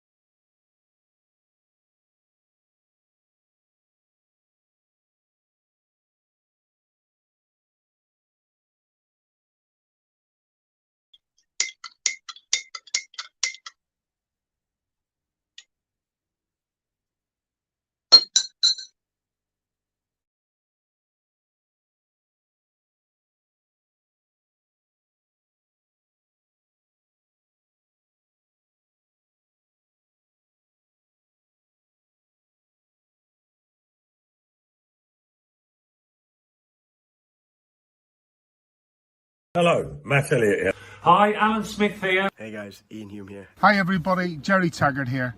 Be sure to watch Chris and Leicester Till I Die TV for all the latest Leicester City news and information. You can also subscribe on YouTube and various social media channels. for the latest updates and news on Leicester City Football Club. Come on, you foxes!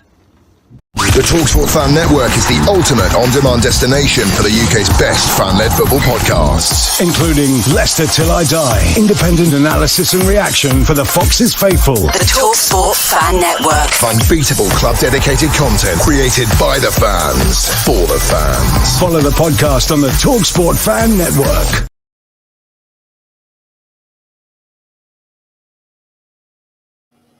I'm just going to mute. For some reason, Brad, it doesn't mute when that particular while you're waiting video is on, so I could hear you stirring your tea. But lovely. But I mean, I was happy for a bit. Top of the league. Yeah, we were top of the league. We won a lot. Life was easy, and then Leicester did well. Unfortunately, Leicester things, didn't they? They conceded in stoppage time, and maybe it's a challenge this team needs. You know, I said after the 2 games where we scored late, that we wouldn't always score late, and we'd find ourselves in front, and we'd see what happens. Now we've got to see what happens when, you know, conceding so late in the half. Leicester need to go again, really, don't they? Because this was tested that, you know, the half-time, the proverbial half-time tea talk's just been thrown into the bin. He's got to start again. So there we go. Okay. I just want to say, Reese, I'm going to have to time you out. I don't know if you have any relation to Russ, but I've just been told you were giving a spoiler away with that score. I get fed up with telling people, if you're going to be an idiot and announce things in the chat before I announce them on here, how many times are you that thick does it take to get through to you? No spoilers. KDH's fault, I don't know whether it was that particularly. It was quite a way after he gave the ball. I don't know whether you've been able to see it at all. No. Sadly, no. I've not been able to hear it. I've not been able to do anything. This is a disaster so far for me this season. I love Leicester, but apparently Leicester doesn't love me. Well, I understand that. But KDH gave the ball away, but it was quite a long period of play before. I don't think I can say he gave the ball away and then Cardiff scored because of that. I know what you're thinking, though, Stuart. No, we were looking good. I mean, I've got to say, first of all, I've literally got 5 things written down here, so let's go through them all. After 4 minutes, Mavididi got booked. I'm thinking like, oh, that's the last thing we need. But it's a bit early for a player to get booked, isn't it? Yeah, which tells you how bad the foul must have been. It's, you know, I know it seems a bit of a cliche, but referees aren't so inclined to book a player straight off the bat. You know, there's normally a few warnings like calm it down, don't do that again, sort of thing, or you will be booked. So it must have been deemed bad enough for the official to give him a yellow card. And it puts the worry on because, you know, does that change Enzo's way of thinking? You know, I'm sure Mavididi is going to have to. Yeah, it was Ramsey, mate. It was Ramsey. Who, let's be honest with you, he's not a bad little player, Ramsey, is he? 8 minutes in, Inacho hit the post. I'm sure you were absolutely doing everything that you always do when we talk about Inacho. But it came at nothing, and it was a great shot, and it just hit the inside of the post. So unlucky. And then I can't ask you about the penalty because you didn't see it. But Mavididi again brought down. I've seen them given. Do you know what I mean? And all I'm going to say, Chris, is first of all, that goal's not regulation. Iheanacho shooting it in the post, not regulation size goal. It would have gone in there. Justice for Iheanacho on that one. And VAR. Why? Why don't we have it in the championship, Chris? Blatant penalty. I saw it all. No, I can't really. Obviously, I can't comment on it. But it's one of them, isn't it? It's in a weird way. I know it's not been given to us, but it's one of them where you feel that, well, at least we're getting human error or whatever it is. We're getting proper football. It again now, Iheanacho. He's still hitting the post. No. Justice for Iheanacho. That would have gone to VAR, obviously. They all do if it was in the Premier League. But I've got to say, I'm quite... Look, for me, the referees, we know they don't have it easy. But for me, the referee, the human, and it's down to human error. Yeah, exactly that. If they get it wrong, the old saying, it balances up over time, over the season. I think it actually does. But yeah, it's a quick decision. He's making it on at the day, and it took system with his linesman. I think the thing with VAR is the number of times it went to VAR, and it still took ages to decide. Still, got it wrong, if you like. So I'm preferring the referees, to be honest with you. Yeah. At the end of the day, you don't know what you've got till you missed it. I was one of them that was optimistic that because so stupidly optimistic that because other sports had used it and nurtured it over time, with Hawkeye and whatnot in other sports, like that have had it for years and years. You thought football getting it last. Well, we all naively thought, wow, this will be great in football because it'll be short, it'll be quick, they'll be decisive, they'll have it on the video screens, and they're still acting like Neanderthals discovering fire with it. It's absolutely, it's embarrassingly.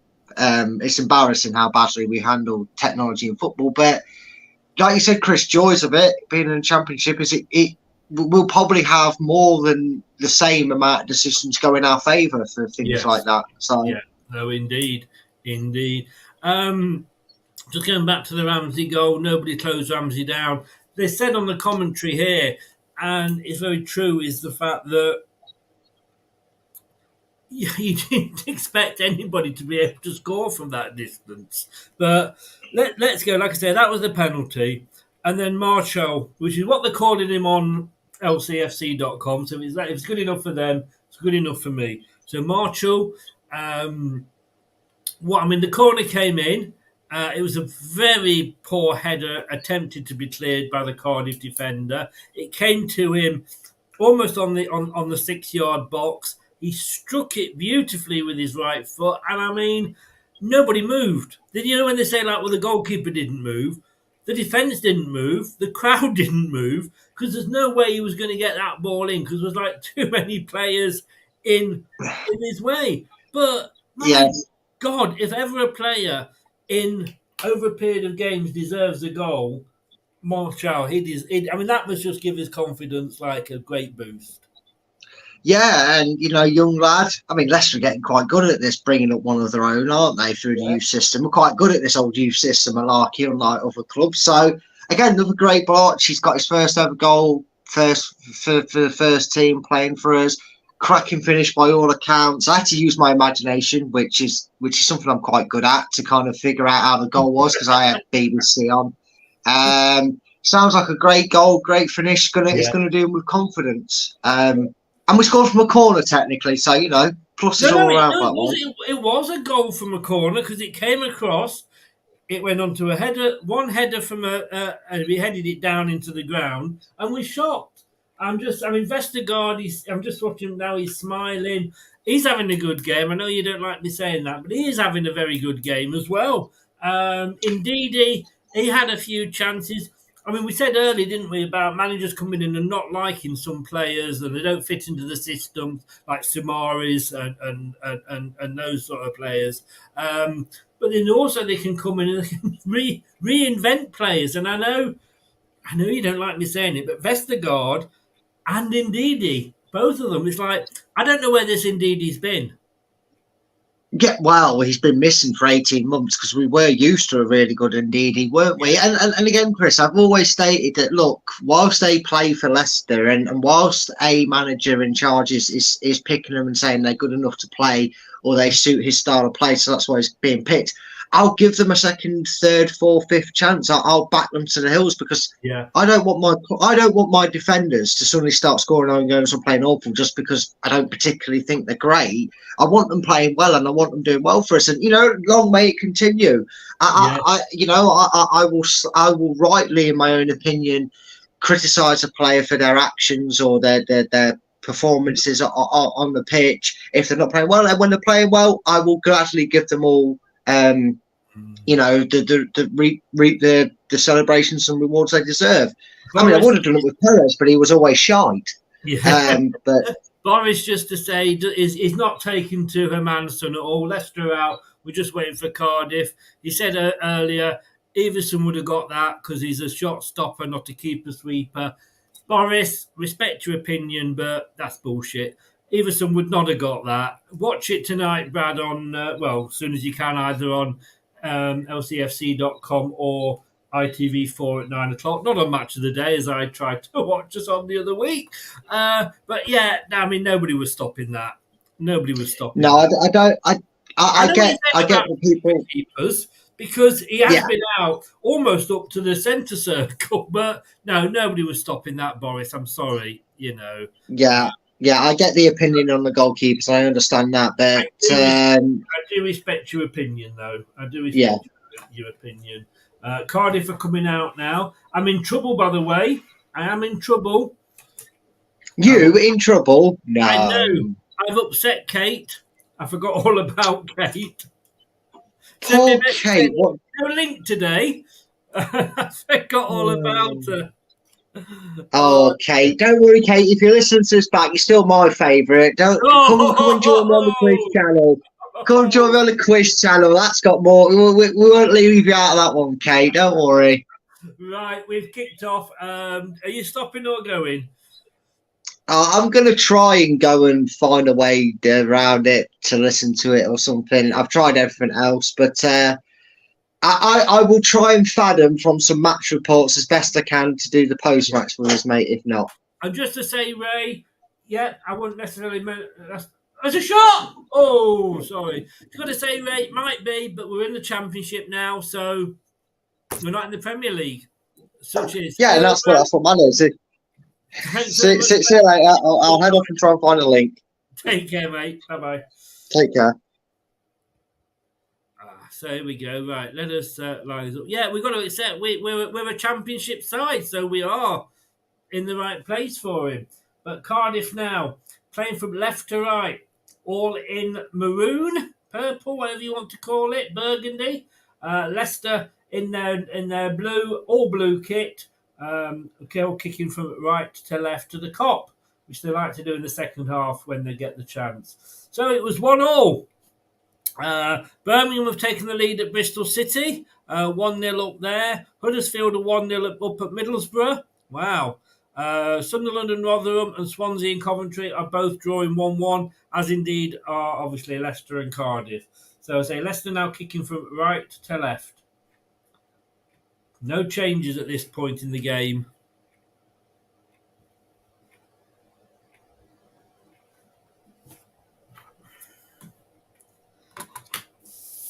So we've got it all to do again, but we've given the ball away now on the near side. Cardiff playing it around well. They get through. Oh, they got clear now on the go. So we can't get the ball across, and it's out for a corner to Cardiff on the near side. Vestergaard, I think it was, that got in the way. But we certainly let them get through us very, very easily there. So 64% possession in that first half. 8 shots for Leicester, 2 for Cardiff. But the main stat, obviously, is the 1-1. We need to regain control. We do. Cardiff have come out and they're going for it. It's a corner that's come across. Oh. Gone all the way out and out for a goal kick on the far side. They were happy for that. Happy to see that go out, I think. Don't forget, 10:30 tomorrow, everybody. We will be supporting the Lionesses.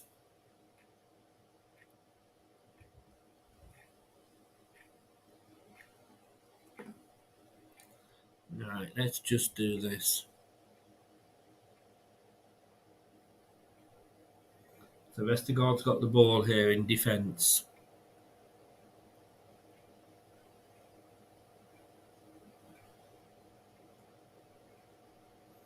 Pretty much we were on top in the first half. I don't think Cardiff deserved the goal, but you don't always get what you deserve in this game, do you?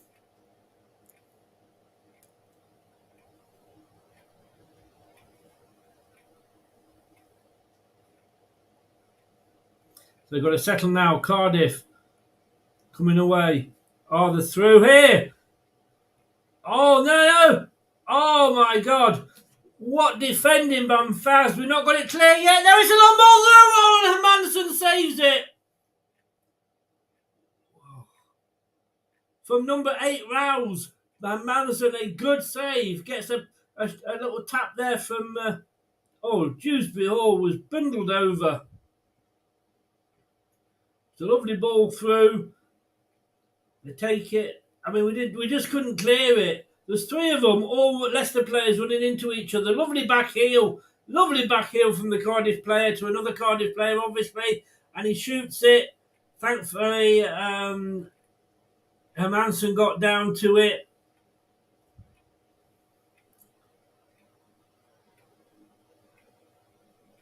Dewsbury Hall is down at the moment, getting work done.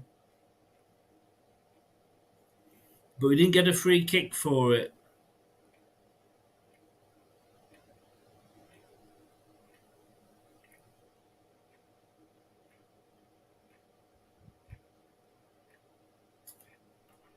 That could easily have been 2-1 to Cardiff.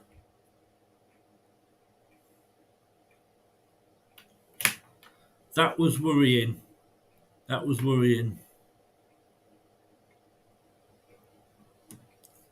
Nice one, Jeff. Nice one. Thank you for your support, as always. Don't tell Boris. We haven't got a shot stopper keeper.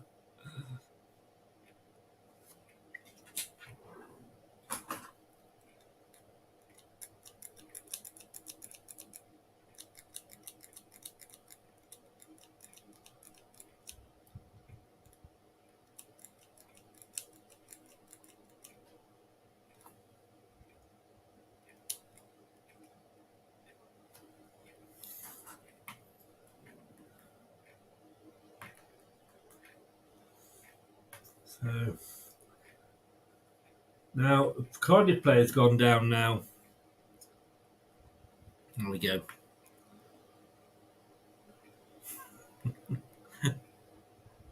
Boris, come on. Love you to bits, mate. Oh, given away again now. Cardiff break. Oh, he squares it, but it was a bad ball and cleared up there. Winks taking control, coming back, running back towards his goal, but he got the ball. That was another bad giveaway from Leicester. Winks coming to the rescue.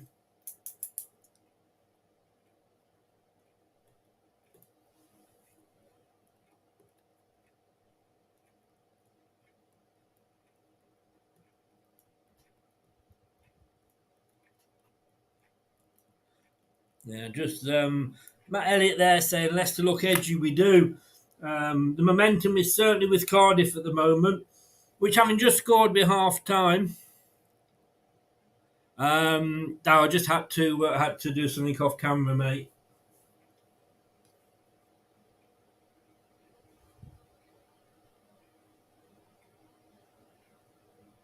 Obviously a goal gives you a bit of a kick up.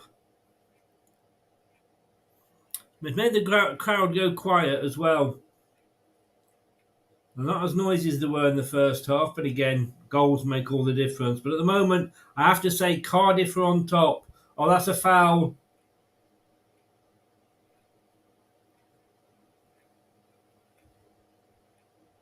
I think Doyle is going to get spoken to. Is he?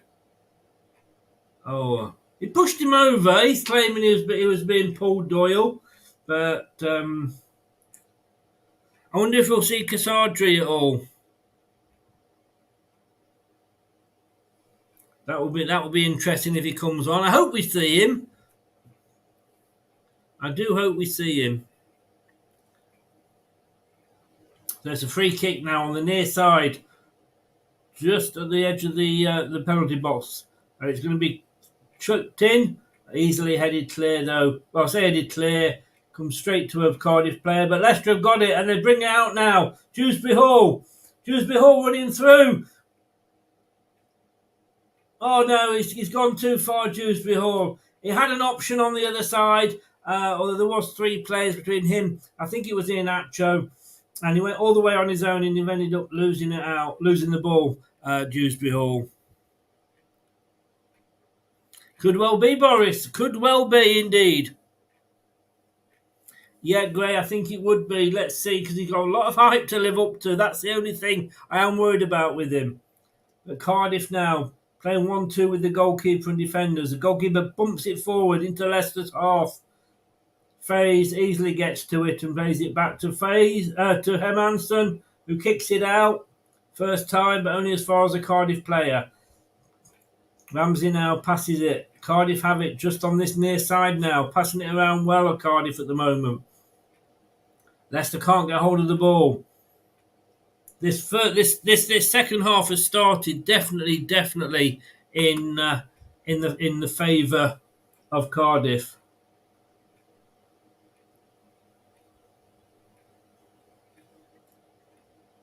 Leicester need to be careful. It's chipped in.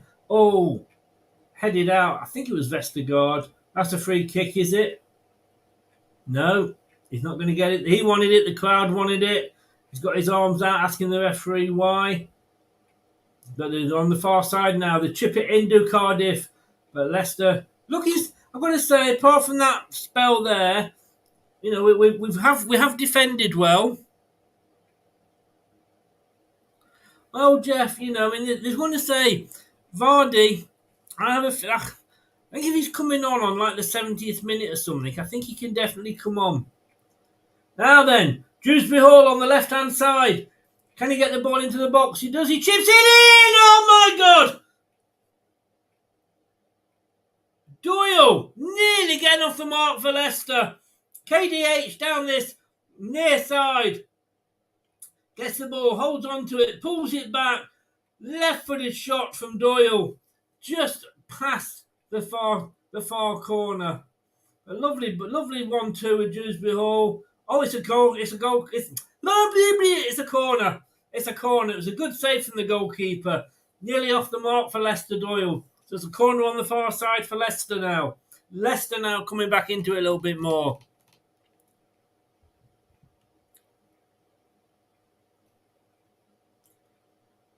Oh! The ball in there from the corner goes all the way through. Winks has very much touched the ball, Boris. He did a huge... he ran back into ran back to get a ball that was out there to be won. Cardiff player stood still. He ran in and got it. Thankfully, good defending from him.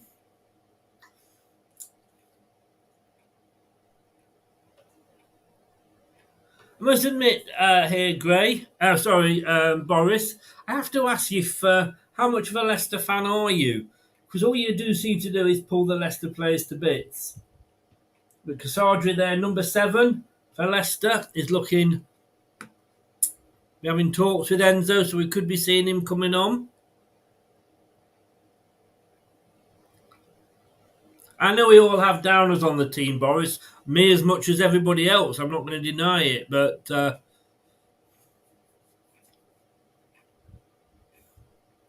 So Leicester on the far side now. Oh, and it's a corner to Leicester. Marshall there.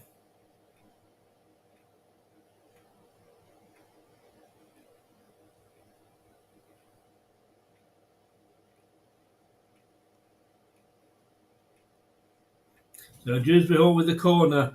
Bit of pushing going on in the box. Indeed, he's being held on to. Corner comes in. Oh, it's headed clear. Oh, Winks has a shot. Still got a bit wild. I'm not going to deny that was just for you there, Boris. A bit of a wild shot from Winks, but we've still got it. Leicester coming forward and a chip. Oh my God! Whoa! There's another corner. What a chip from Doyle. I think Doyle's woken up. Where has he come from? A couple of shots he's had there now. He fancies a goal, Doyle. So it's 1-1. Corner now. Comes in. Headed clear. by Cardiff, but it's out to Dewsbury Hall.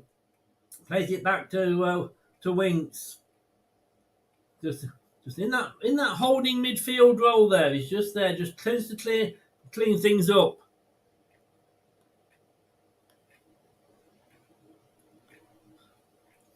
Middlesbrough equalised against Huddersfield. Stoke have gone 1-0 up against Watford. And Sunderland now having been 1-0 down and beating Rotherham 2-1.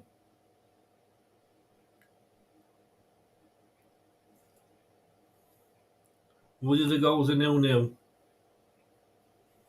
Callum, yeah, I mean, he's had a couple of efforts there. He's not shot shy. I'm not going to say he's shot shy at all.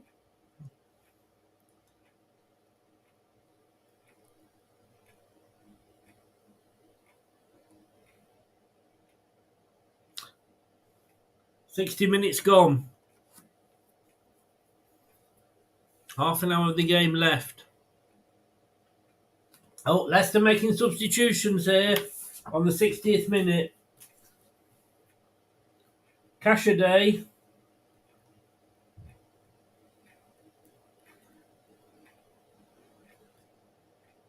Oh, he's replacing Vestergaard. Oh.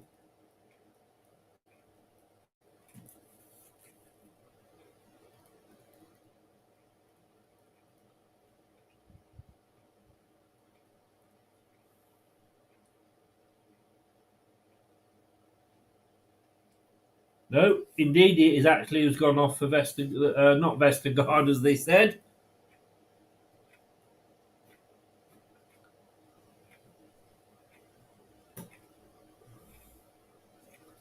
So this is the wonder kid, the Italian wonder kid, replaces Wilfred Ndidi. He's been a bit of a wonder player himself this season so far. Let's see what Cassidy can do. Cashaday, I think the guy said it's pronounced. So Vestergaard's still on. They're trying to fool me with the commentary here. Number 7 shirt he is wearing, Cashaday. He did a very good interview on Fox's Player.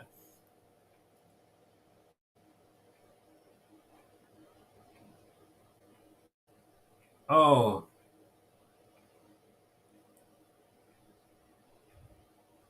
The referees, they're not giving a free kick there. No, it's coming. Leicester's coming forward. On the far side. Marcel.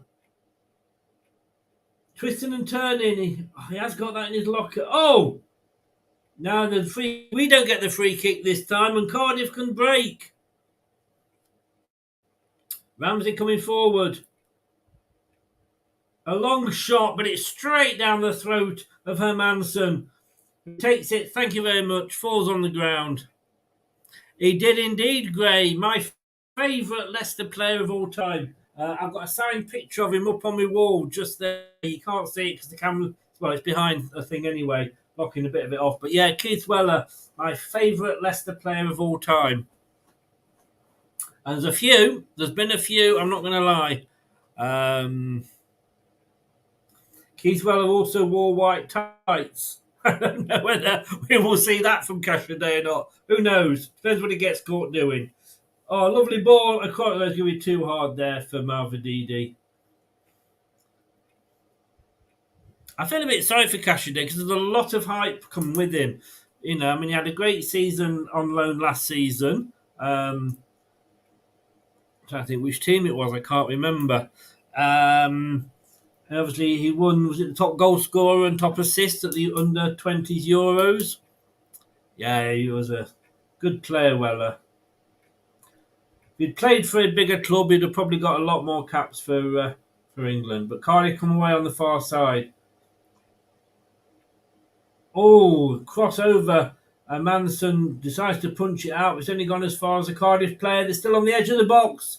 And they didn't talk. They didn't talk to each other there, the Cardiff players, thankfully. It went out for a goal kick. 63 minutes gone. The second half's gone very quickly. Yes, and what a goal he scored against Luton. I mean, in fairness, if you see goals like that now, I accept that, but you don't see goals like that now on those sort of pitches, and that was the difference. That was a mud bath and he did it on it. Lenny Glover, there's another of my a lot of my favourite players are actually from that period. Used to live opposite Lenny Glover. Used to take his dog for a walk for him sometimes.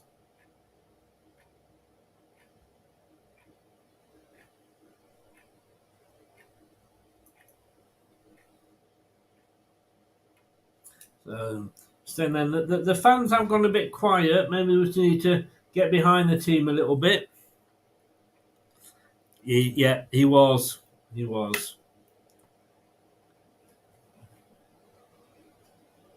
Gordon Banks. I've got a Gordon Banks picture and signature up there as well.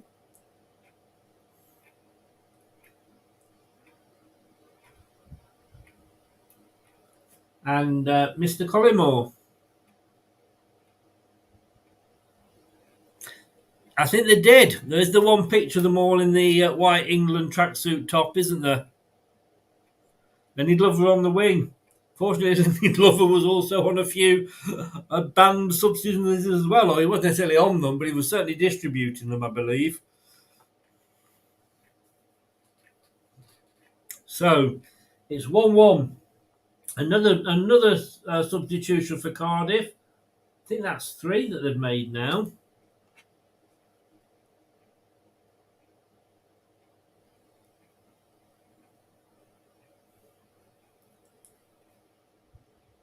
Now they made 2 substitutions, sorry.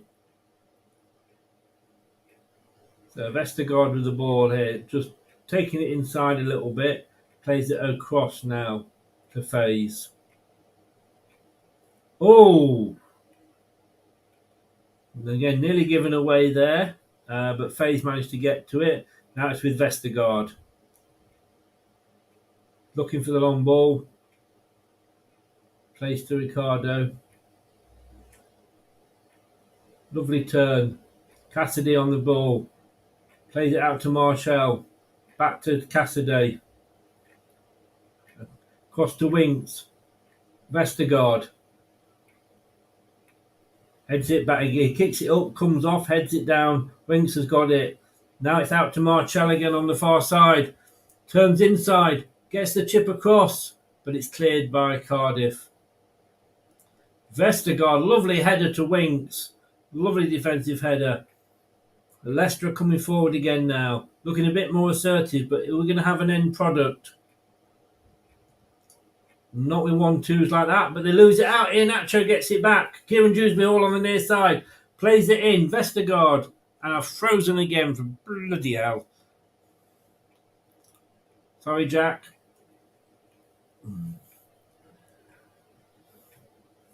We're trying. We're coming back in. I mean, certainly in this second half, I've got to say Cardiff started the stronger, but Leicester was slowly coming back into this.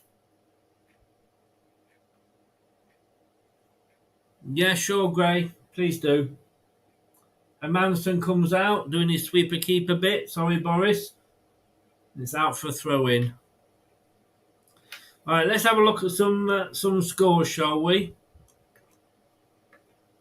So earlier on today in the early kick-off, Plymouth 1, Southampton 2, Blackburn 0-0, Bristol City 0, Birmingham 1, Leicester 1, Cardiff 1, Middlesbrough 1, Huddersfield 1, QPR 0, Ipswich 0, Sheffield Wednesday 0, Preston 1, Stoke 1, Watford 0, Sunderland 2, Rotherham 1, Swansea 1, Coventry 1.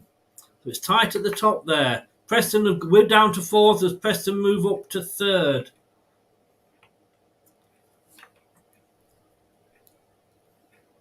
But, a shot there from Cardiff, but they just called it optimistic on the telly, so...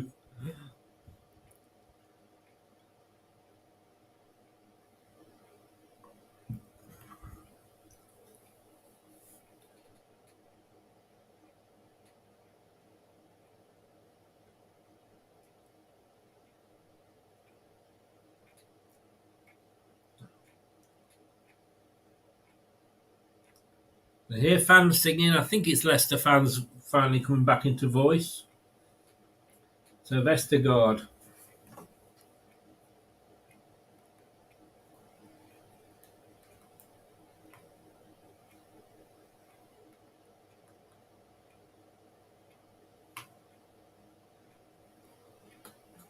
Oh!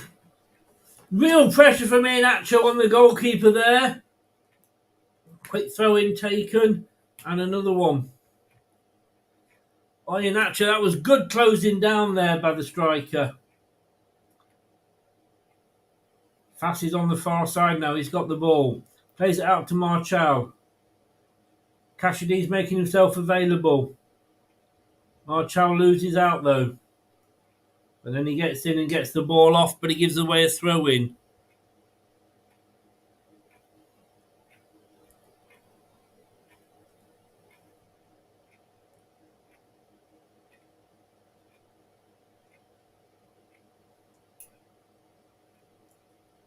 Yeah, 70 minutes gone.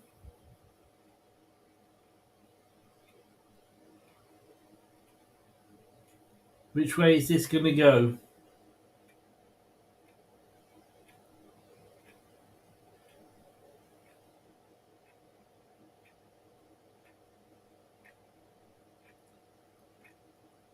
Cashaday. Crowd, I think, wanted him to shoot there, but he couldn't quite get his ball. Oh! Have his ball. The ball came across. It looked like it was going to fall to a Leicester player. Marchal on the far side, but it has gone out for the corner. You can see when Cashaday got hold of the ball there, he kind of was edging up to take a shot, and it looked like he would be at one point, but I think the crowd wanted him to.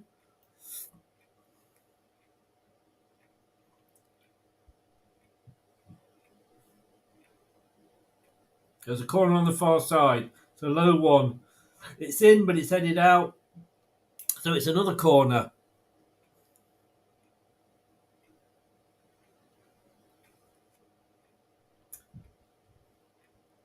And Winks comes across to give himself up as an option.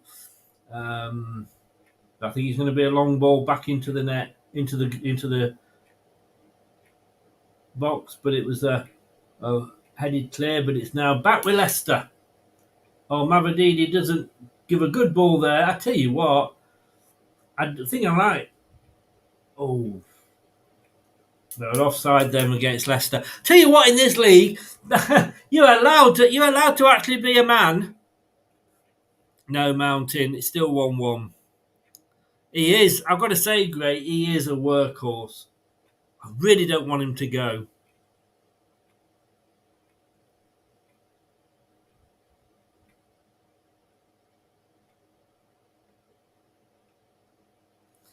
But you are allowed to sort of, shoulder barge, and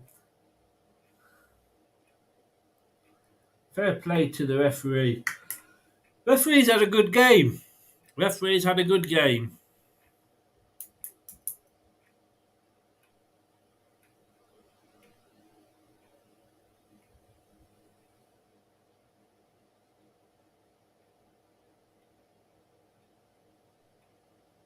Leicester. Oh, looky here! Dewsbury Hall!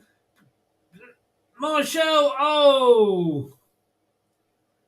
Dewsbury Hall. Suddenly the ball broke for him. Ran down the near side. Put the ball into the back. Marshall was there, but he just couldn't quite get his foot on it. Oh, strike on the other end from Cardiff. Right up the other end of the field takes a shot. And Manson down. Sorry, Boris. Stopped a shot there. Vestergaard got it on the near side. Infield now. Dewsbury Hall to Winks. Winks plays it across to Faze. Oh, Faze has got to start paying attention.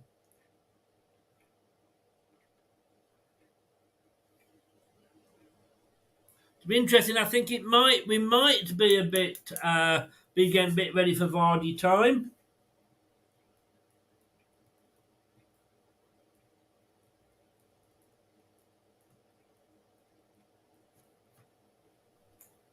So, throw into Leicester on the near side, halfway into the Cardiff half. It's a short throw to Vestergaard, across to Dewsbury Hall, playing deep, back to Vestergaard, who's ahead of him. Another substitution coming for Cardiff now. Slips it up all the way over. Great ball, well taken by Marchal. Cashaday. Indeedy, Cashaday. Winks, Cashaday.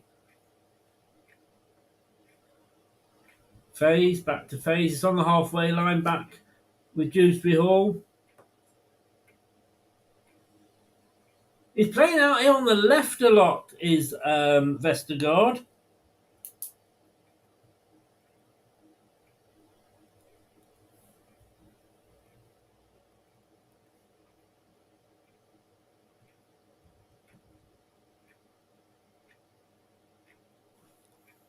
He is playing out quite out wide.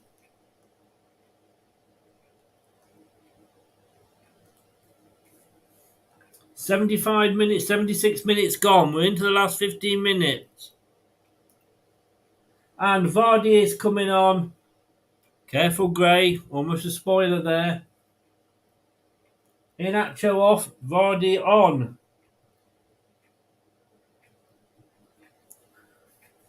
There will be tears in the Perkis household as we speak.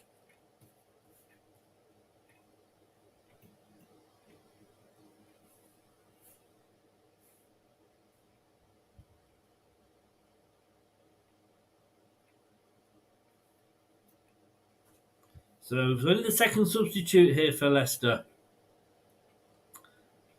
So Blackburn are leading at Hull. Blackburn 1, Hull 0. Bristol City 0, Birmingham 1.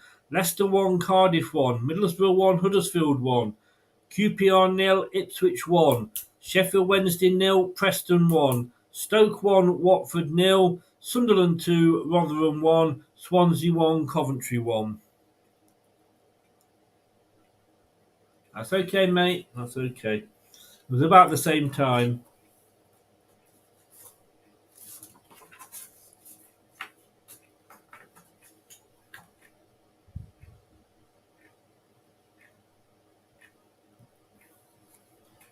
So we're into the last 15 minutes of the game. Vestergaard here. Plays it back in. Doyle back to Vestergaard. Oh, a lovely ball upfield. They couldn't really play around, control it. It was a lovely ball forward, I've got to say. Leicester Winks are now taking control. Oh, lovely turn. Oh no, again Vardy only just come on, but a loose ball played there, gave it away. He has only just come on, in fairness. Good tackling by Vestergaard.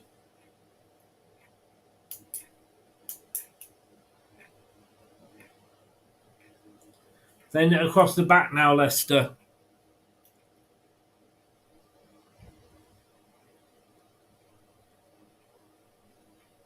It's all right, Gray. They're coming forward. Dewsbury Hall gets it past the Cardiff player. Mavidi crosses it over. The goalkeeper comes out and gets it. Easy height for him, really.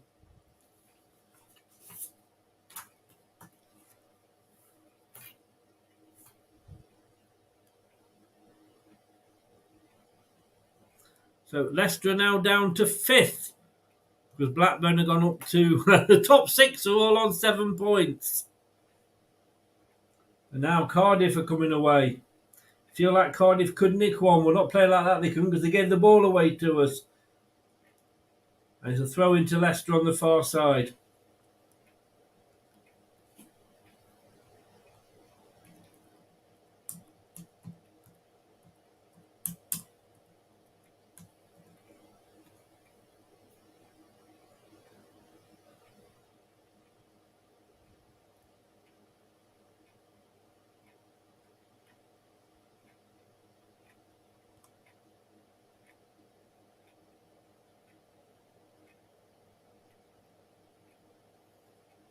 So Leicester got it at the back here.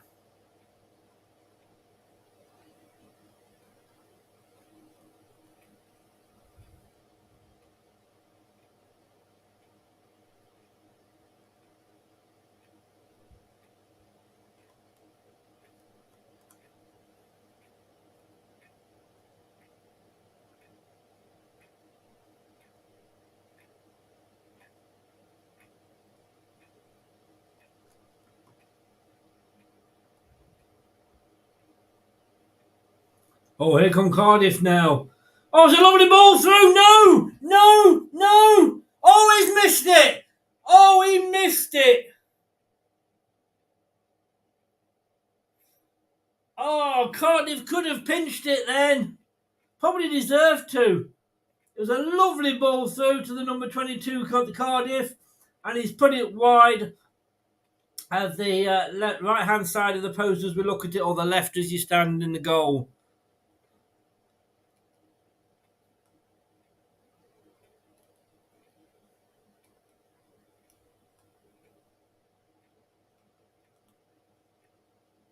As you can say, we're using our 9 lives up here, Leicester. Ho ho! Aren't we just?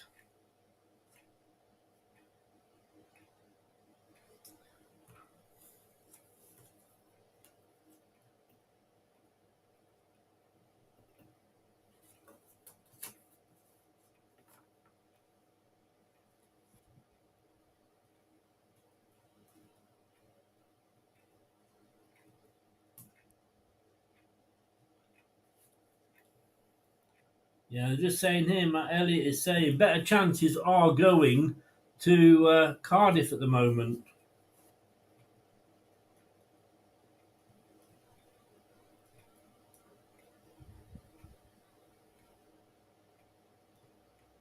I mean, Cardiff have made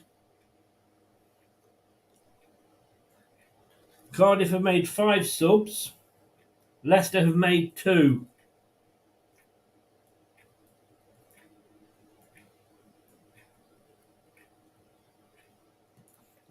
And they are looking fresher. Has to be said. I said that. Oh, here come Leicester. Dewsbury Hall.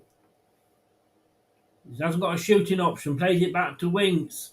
Costa Ricardo. Now out to Marshall. He can't get around the defender and it's headed away. But it's coming back to Leicester again. Now it's Leicester's turn to put on some pressure.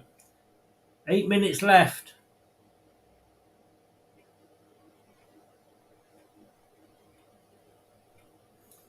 So, Vestergaard. Oh, Doyle put a lovely ball through there. But it was just a little bit too much weight on it.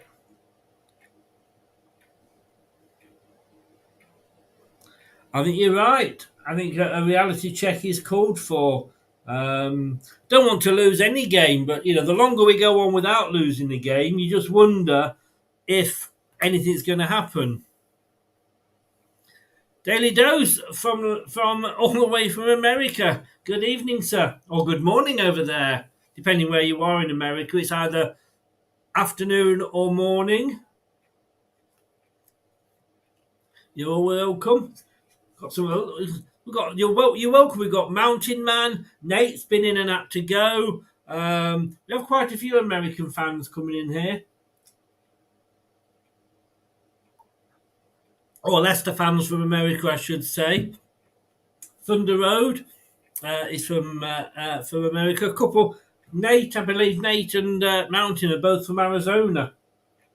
Which is a bit like saying England, really, with the size of the states, isn't it? But they've never met each other, which is not surprising. But welcome along, Daly.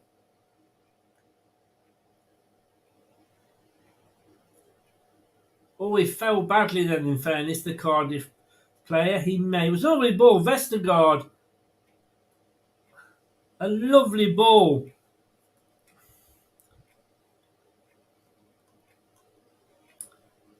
A lovely ball. Mavadidi couldn't quite get on the end of it. It was a bit too hard. I am a bit worried that we've only made 2 substitutions. Fab, I'll take that. Neil, I would definitely take it. Definitely 100%. Old Brighton's warming up. No, he's not. Old Brighton is stood being told some instructions. He's got his yellow bib on. I honestly don't think you need that with our training tops. I do love those training tops. I do. I might have to splash the cash.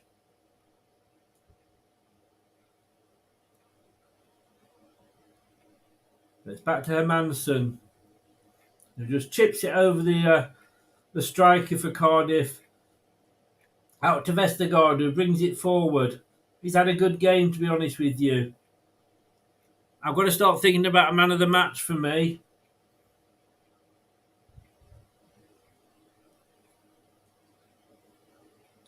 Oh, about Dewsbury Hall. He's been very sloppy this game.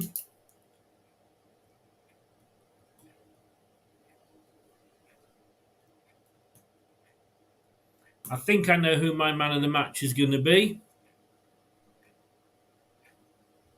Jordan, hello. Yeah, it would be great for Vardy to get the winner. It would be fantastic.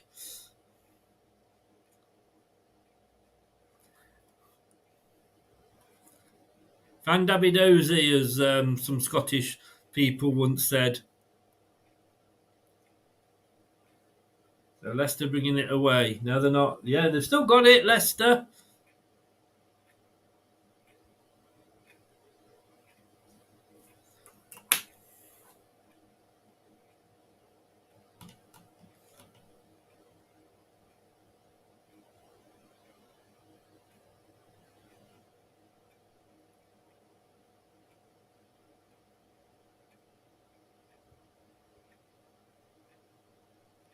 So 86 minute gone. Albrighton is coming on. The youngsters Marshall is going off.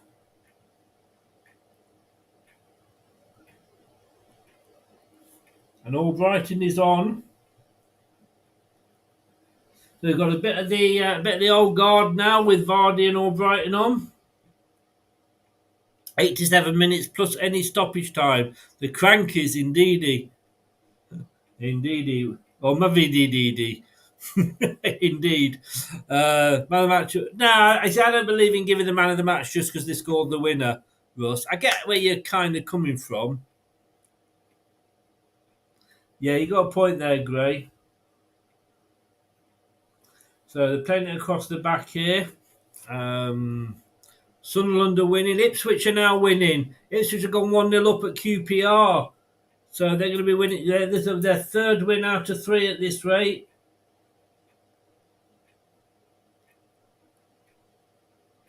Blackburn 1, Hull 1.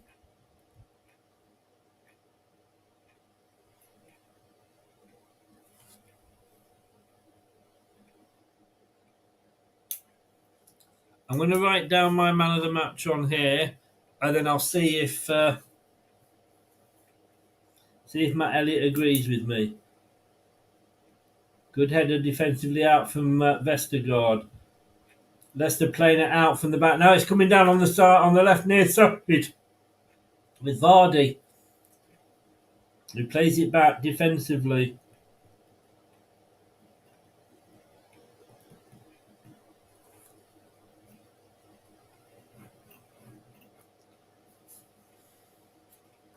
And my man of the match is written on here.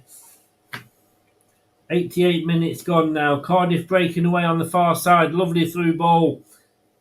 What can they do with it? Playing it back. I think Cardiff would be happy with a point.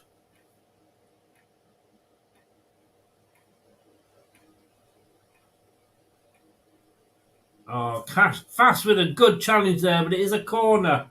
It is a corner on the far side to Cardiff. And Manson's clapping his hands, encouraging his defenders.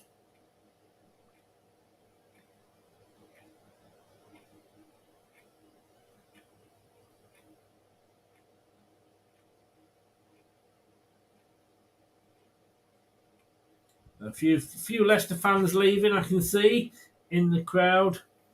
We're a minute off the 90. So, wow, it's a wild corner. I think that whether the wind got that or not. Doyle hoofs it up forward and it's out for a throw-in on the near side for Cardiff.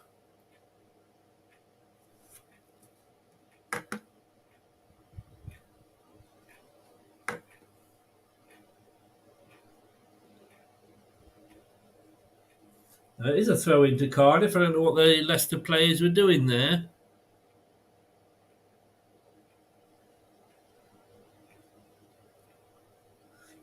6 minutes, guys. 6 minutes of stoppage time.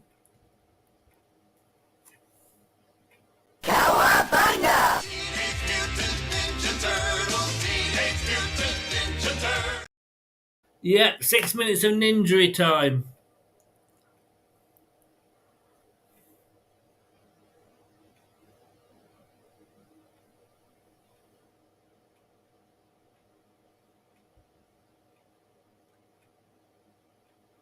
So free kick here. Can Leicester make this count? Ipswich at the moment are leading the championship with 3 wins out of 3. There's a group of us all on 7 following them. But Leicester now, they've got about 5 minutes. Oh, Shrewsbury Hall manages to keep hold of the ball. Oh, takes a shot in. Go on, for God's sake. Yes, yes, yes, yes, yes, yes, yes. Cashaday scores. Get in there. 2-1 Leicester.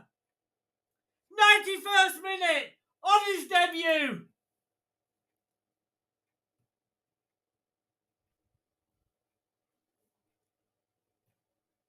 Are we going to break this record? That is Leicester City 2, Cardiff City 1. 4 games. First 4 games, if we can hold on to this. It was a shot in. They never really got it clear.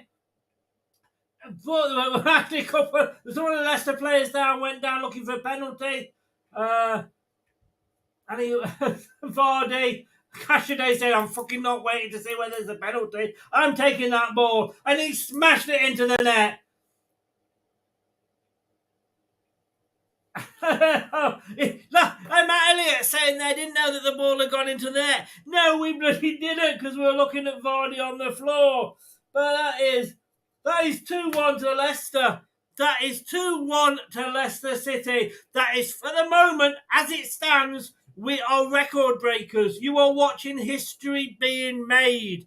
4 wins from the first 4 games across any competition. We have never, ever done that in our history. But we are at the moment. We've got about 4 minutes. There'll be a little bit of extra stoppage time on, obviously, now. I'm losing my voice. Cashaday, I love him already. I've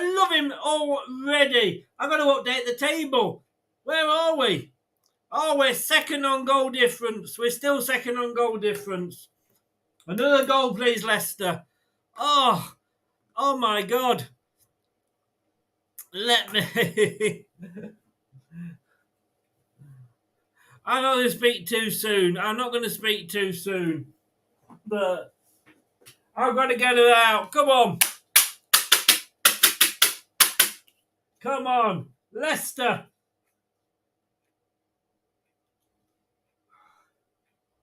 Oh, Dewsbury Hall. What? Oh, that's a free kick, referee. That's a booking.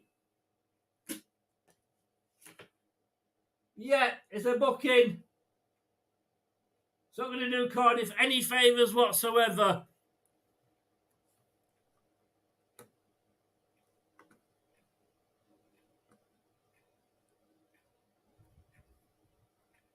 Ewan Roberts has just asked Matt Elliott, was that a penalty? Matt Elliott's going to have no. There was so much going on. Oh, unbloody believable.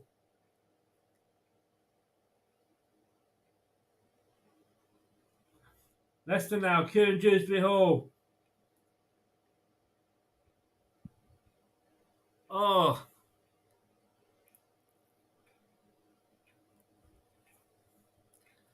I mean, it just broke so nicely for Cashaday. Oh, Malvididi. Oh, he's just... he went to run towards the box and thought, sod this, no, I'm going to play it out in the corner. We'll catch up with your comments soon, guys.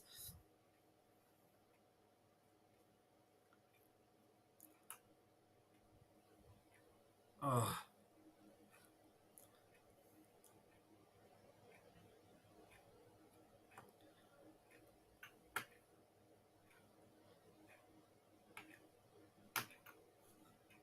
Unreal. Unbloody real. 2-1.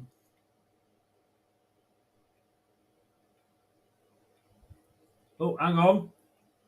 Dewsbury Hall's gone down. Oh, he looks in pain.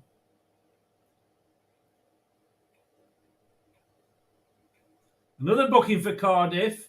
I'm sending off! Cardiff player got a second yellow. He's got a red. Amodio is gone off. They're number 2. Bye-bye. Bye-bye. Marlon Romeo. Romeo, wherefore art thou, Romeo? You're walking off the fucking pitch because you're a dirty bastard. 2-1, down to 10 men.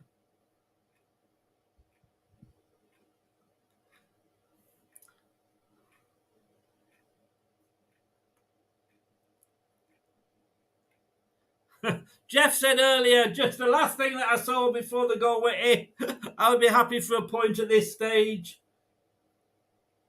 He need him. Even him a dead leg. I mean, what was he doing? He was on a booking.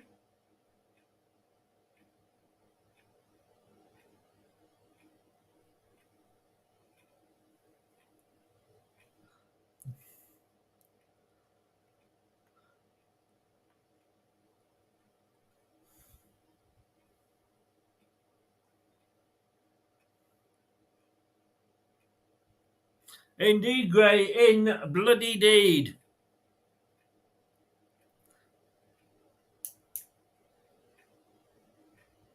Oh, now Cardiff are trying to claim Collins.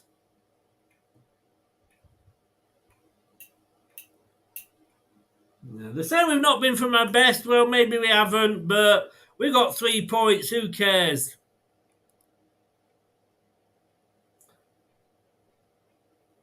But Cashaday, I mean, he just took advantage.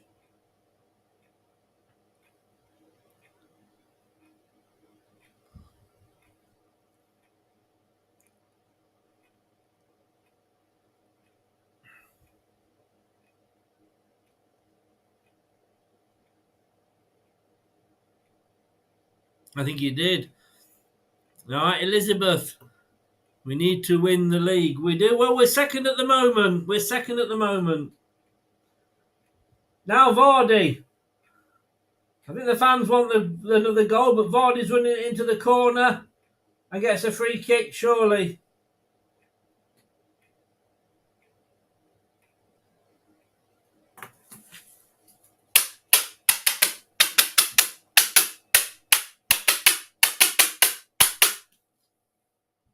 Vardy doesn't need to score. He just took it into the corner.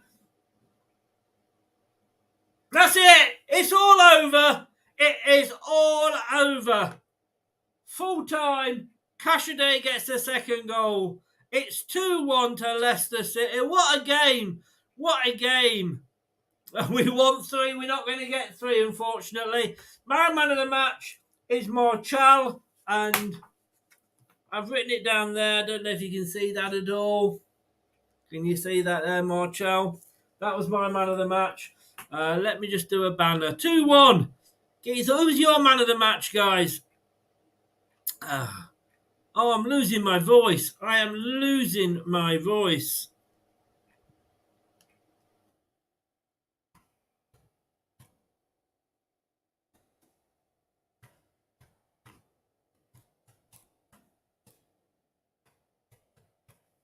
We've broken record. We are record breakers.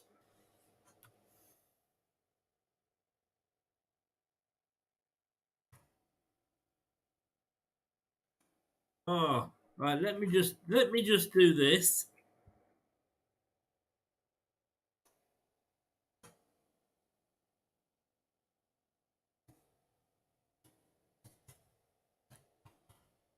Right, I can see. I think Brad in the background, and I will bring him in 1 second.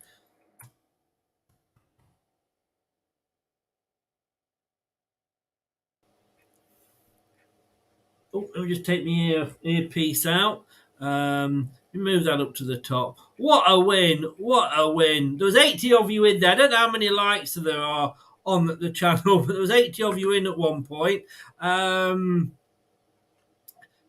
Casadre scored and we've taken the 3 points we have, and you couldn't watch 1 minute of it. I'm sorry. I'm sorry, Mountain. When we get back promoted, you'll be able to see us again. These lads don't bottle. I'm back. What did I miss? You fucking missed it all, Leicester for life. You shouldn't have gone. Bloody hell.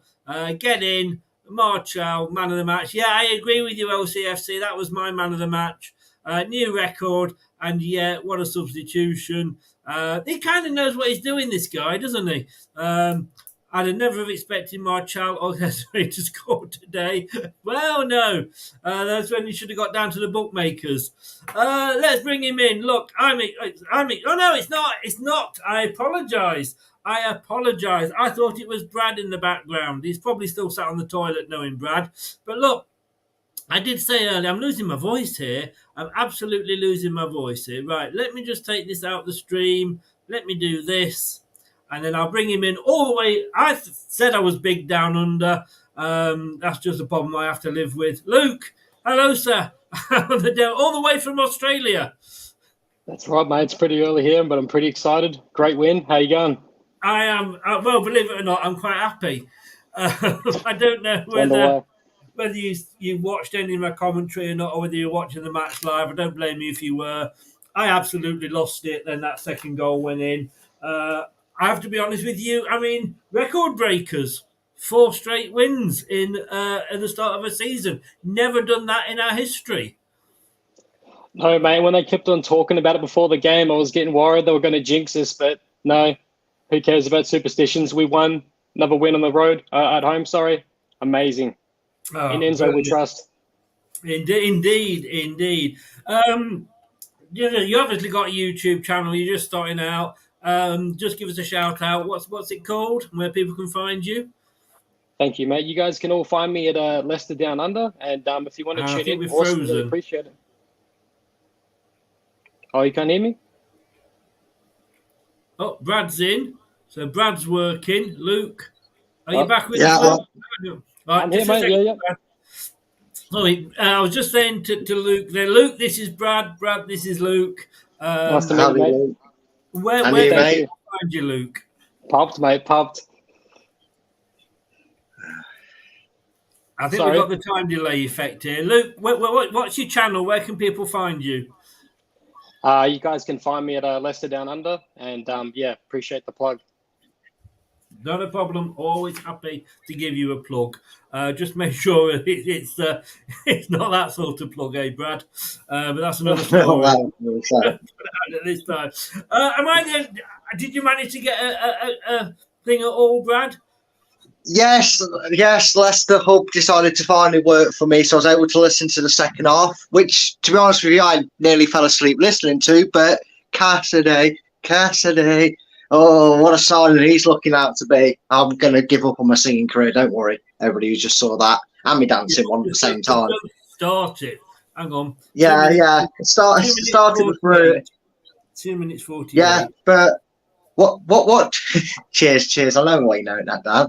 But, I mean, what have I been saying since the start of the season, Chris? Good teams can win when it's all going well, but great teams find a way to win when they're up against it. And that could have easily been a game that fizzled out. We didn't really have much to talk about in the second half, but no, the Italian stallion saved the day. And give us a record, Chris, as you've rightly got across the bottom there. Record breakers. Yes. I mean, Luke, I was excited by this new signing, and I just thought, well, maybe we're not being fair to him because he's come with a lot of expectation. I mean, we're probably only going to have him for the one season. He'd done fantastic in the Euro under-20s, Golden Boot and most assists. But penalty was being claimed for with Vardy. Vardy went down. He just didn't hang about, did he? He said, I'm not going to wait. I'm just going to stick my foot out. No, mate, it was perfect. He looks some player, and it's going to be hard to not fall in love with him by the looks of it. But he looked calm on the ball. I thought he was great for the brief time that he had today. Yeah. Brad, I mean, my voice is going. I mean, all right, we're not top because Ipswich won. but we Ipswich and Leicester, the only two teams with 100% records. Yeah, it would have been nice if QPR found a way to equalise, but you know what? We keep that gap between us, which I've said could be proved pivotal for our start of the season. It's 3 wins out of 3 in the league. You know, great teams find a way to eke out these victories, and you're going to need that in this division. It's been another tough afternoon for Leicester, and you know, we're going to have to get used to it. This team obviously clearly is told patience is key to success, because I could hear a little bit of a murmur in the crowd, like the crowd were demanding that Leicester maybe tick the engine over, but you know, we didn't do that. We didn't seem to be able to do it, and then it turns out we were just waiting for that moment, and the changes came, the energy levels came, and that final phase, if you will, of the game, kind of, you just felt something was going to happen, whether it was going to come to a goal or not, or a decision was going to get given. In the end, it turned out to be, now we'll probably talk about whether the penalty would have been given had Leicester not scored the goal or not. I think the referee's playing advantage in that situation because he can sense, or at least see, something happening for Leicester in that scenario. And luckily he did. The joys of not having need or having VAR or a need for it, because Cassidy was the man of the hour. And you know what? I put it out there on my Facebook page.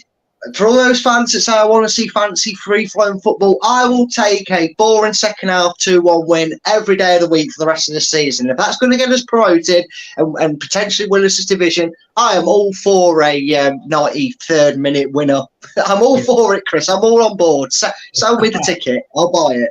Just there, Lou. I've just put a link up to you. I've just subbed to it as well, and I've just put a link up to your.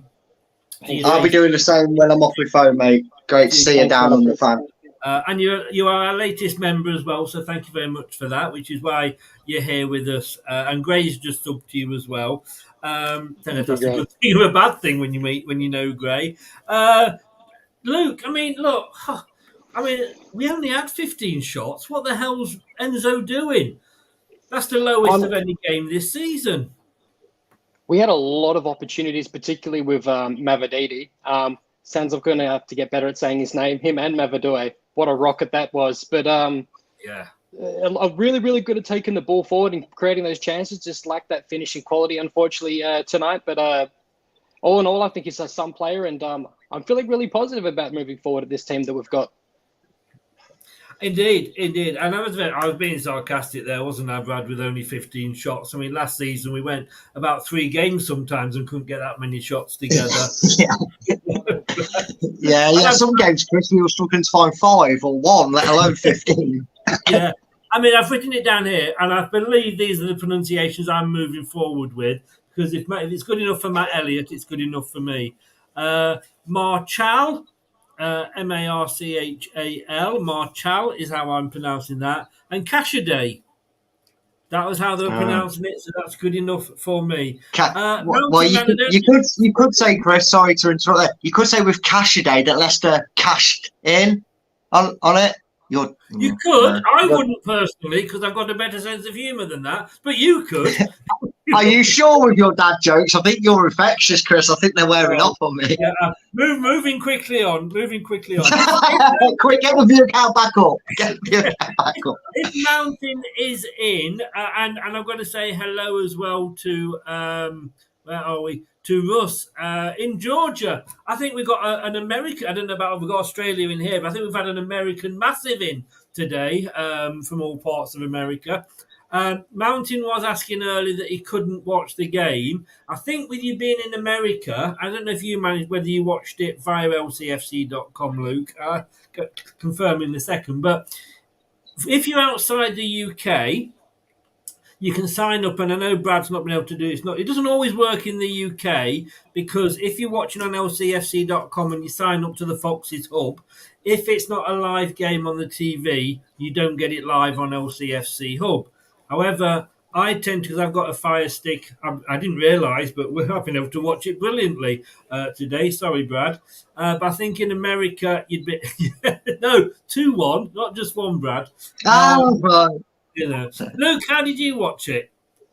Mate, it's been a bit difficult, to be honest. I allegedly had to use a VPN for the Fox's Hub International. I believe it's not working in America, France, and obviously Australia. And actually, it cut out right before that second goal. So I had a nervous breakdown trying to get it back on and had to rewind it. Yeah. I was like, I what mean, happened? What happened? I gotta be honest with you, I don't mind I don't like the French, so I'm quite pleased if it's not working over there to the French. I mean, to my mind, the best thing that happens with the French, I mean, you got the Channel Tunnel, join it up to the M25 so that they all come down through the tunnel, round the M25 and straight back down again. But I do feel for the Americans and the Australians. After the second half, I mean, I was worried, Luke, because they came out really, really strong, Cardiff. I mean, I think getting the goal just before half-time obviously made the difference. Yeah, 100%. I got a bit of bad flashbacks from last year of the perpetual snowball effect in defence. I kind of feel like we needed Connor Cody just to have that voice, just to calm down, lads, recompose yourself. In particular, I believe Doyle stumbled once and then Faye's not long after him, and I thought, oh, here we go again. But no, we stuck it out and we kept it together and we kept our shape. Yeah. I've got to just say, great. You are a gentleman. Thank you so very, very much. People don't have to super chat just by being members. I mean, it's $1.99 a month to be a member. You get to come on if you can, if you're on camera like Luke has here. But super chats, I mean, that's amazing. Thank you, great. Really, really, really do appreciate that. Thank you so very, very much. Yeah, I mean, Brad, there was about this. Well, again, I'm talking to like someone who's not been able to watch it, but there was a bit of a mad 5 minutes when we kind of were just kicking it anywhere just to clear it. But my man of the match has been Marchal. I'm not going to agree with you. Got the goal, but he also played brilliantly on that wing. But Vestergaard, he was on the left of what was potentially, when I was watching it, a back three. He was very close to getting my man of the match. Yeah, solid performance from the back line. I know they obviously got a goal today, but it's one of them, isn't it? Them goals go in. You just have to stand there and go, well, fair dues. He's picked up Wildy out. Ward would have got it. Oh, no, yeah. Sorry, yeah. Ward would have got it. Casper would have got it. Iverson would have saved it. I would have jumped out the crowd and saved it if I was there. So, yeah, awful keeper, definitely. Yeah, rolls eyes at that one. But, yeah, honestly, that aside, the defence was very solid. And it shows the patience that Leicester are willing to have. They're willing to dig in deep. They're willing to take the ride. Because, right, like you said, Chris, the goal came at the worst time for Leicester and the best time for Cardiff. They probably looked a little bit deflated, Cardiff, and had we come in 1-0 up, it might have been an easier game. Hindsight's a wonderful thing, no matter what your choice of beans brand is. But, when they come in 1-1, their tails were wagging. They were up for it, and like you said, we have to remember, we have to respect teams in this division, no matter how we may think we're going to win this division and run through it into a degree with maybe a little bit of arrogance. I suppose some of us fans are looking at this division the way we've started, but you have to play the patient game, because this is the third game in a row now where a team has set up to take a point from Leicester. By whatever means necessary, they've been either in front and they're trying to hold on to a lead, or they're 0-0, or in this case, Cardiff 1-1. And Leicester have just been patient. They've not got too panicky. I know that, like you said, they had the spell where they were just trying to clear the danger and maybe reset themselves a little bit, but not really ever panicking. They didn't give in to the crowd either, Chris, which is sometimes a bad thing. Crowd can be a bit of a bad thing in that sense, because, the crowd got a little bit patient for free-flowing football, but Enzo just went, no, you guys know the game plan and it will work. And in the end, Chris, we started talking about a 2-1 win and not a 1-1 draw. So I'm happy to give patience the key it deserves, because it's worked for 3 games. She's a lovely girl, is Patience, I tell you. Luke, I mean, welcome to my dad joke channel. I mean, this was something Brad said last week, and it's not often I agree with Brad, and I won't be doing it. I don't do it very often. I don't pay him enough to agree with me. No, you don't. You don't pay me enough at all. But look, we've got to be patient, haven't we? if we win in the goal in the 70th minute or a goal in the 7th minute, it doesn't really matter. And like I've said this so many times, I grew up with the Liverpool side of the 70s. You two are much too young, but they never panicked, and I felt that. Yes, we had to soak the pressure up after that second half, when it started, because it was Cardiff coming out, because they were on the up from getting that goal. But we soaked that up, and it was just like, to me, yeah, all right, Cardiff could have got away and nipped away and pinched a goal. Of course they could. But to me, there was only one team if a second goal was going to be scored, and I did feel that was Leicester.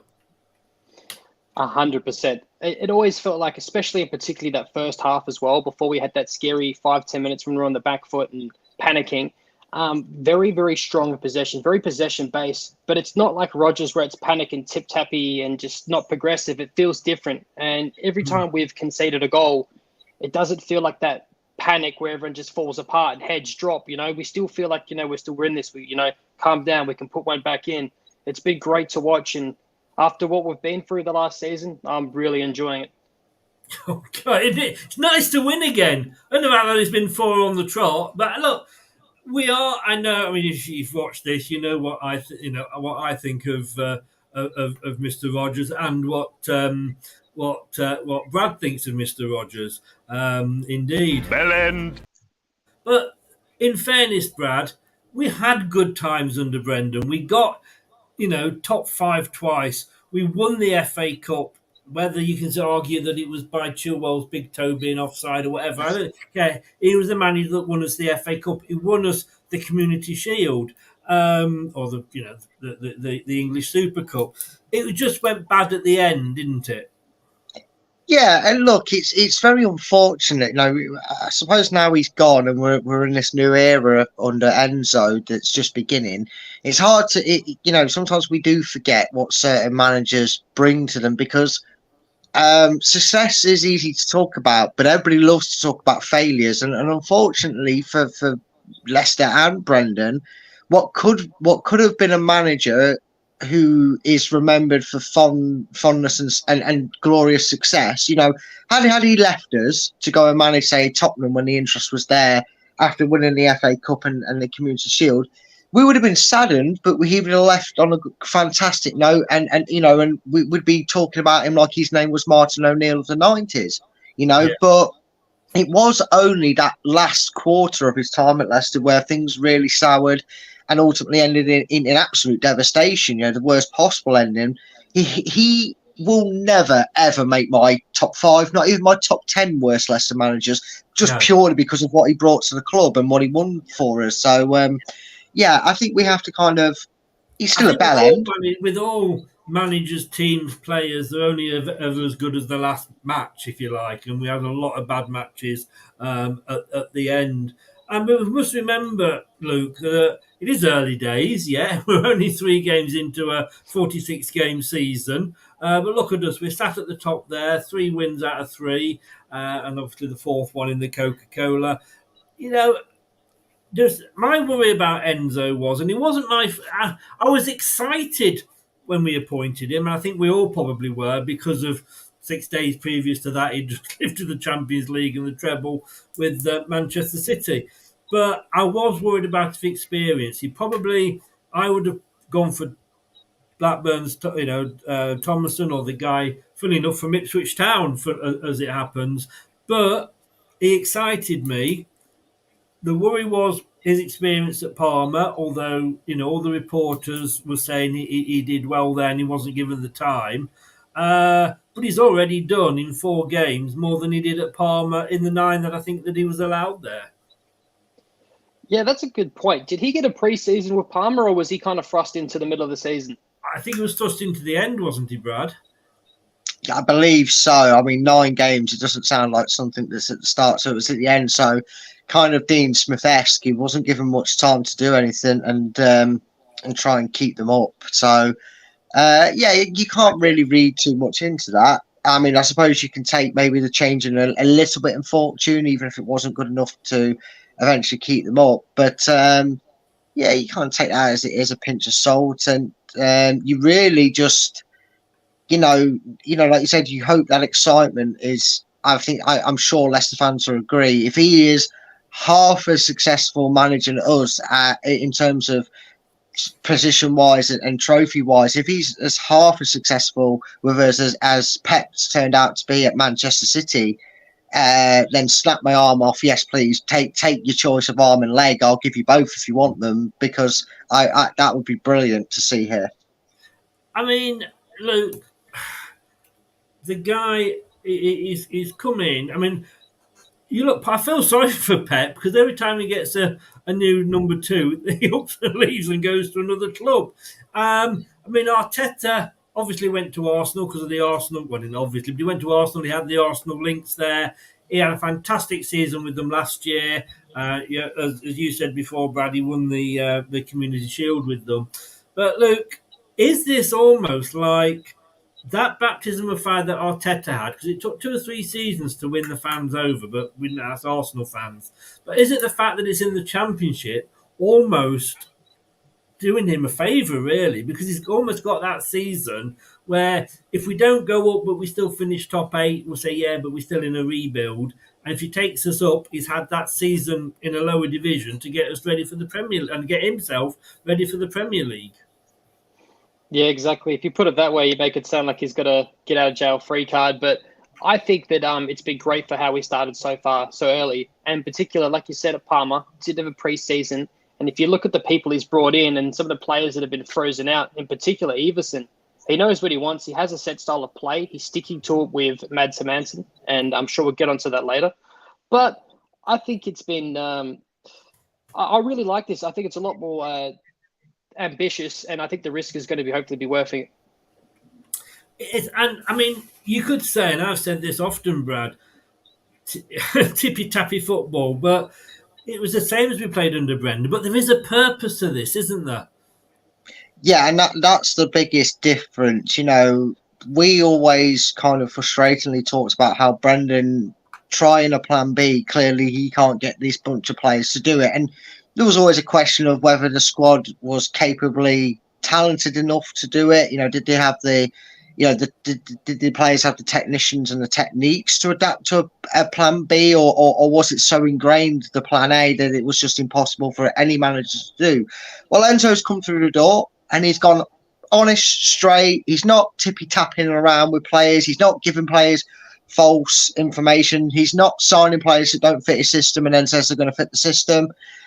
He's straight and up front, and it's refreshing. And there hasn't been a game that I've either watched or caught up and seen highlights of, or you haven't heard the commentators at one point during a match going, it's the same but different with Leicester. It's patient, it's side to side a little bit, but it's a bit more forward. And like you said, Chris, it is with a bit more purpose. They're not just going, oh no, don't know what to do because no one's where they said they would be. It's okay, we've got the ball, I'm going to look around, and now I'm going to do this. I know to pass there. I know that if you're not there to pass here, it's like they know the next 3 moves. People say football and chess are a little bit hand in hand, and you've got to think a couple of moves ahead of your opponent. And it just feels like that, even though it's still a little bit Brandon-y with the side-to-side things, it's the team already feels like they are 3 chapters ahead of the Enzo playbook, and they're 3 or 4 moves ahead of their opposition. They're not letting anything affect them in what they do. Yes, yeah. Obviously, you've not watched the match. You watched. Oh, did you actually see the goal, Luke? The winning goal? Yes, I did. No, I watched it. I saw the replay as soon as I got back in, and then as soon as the game finished, I rewinded the time that I missed, and then quickly jumped in here. Right. No, brilliant.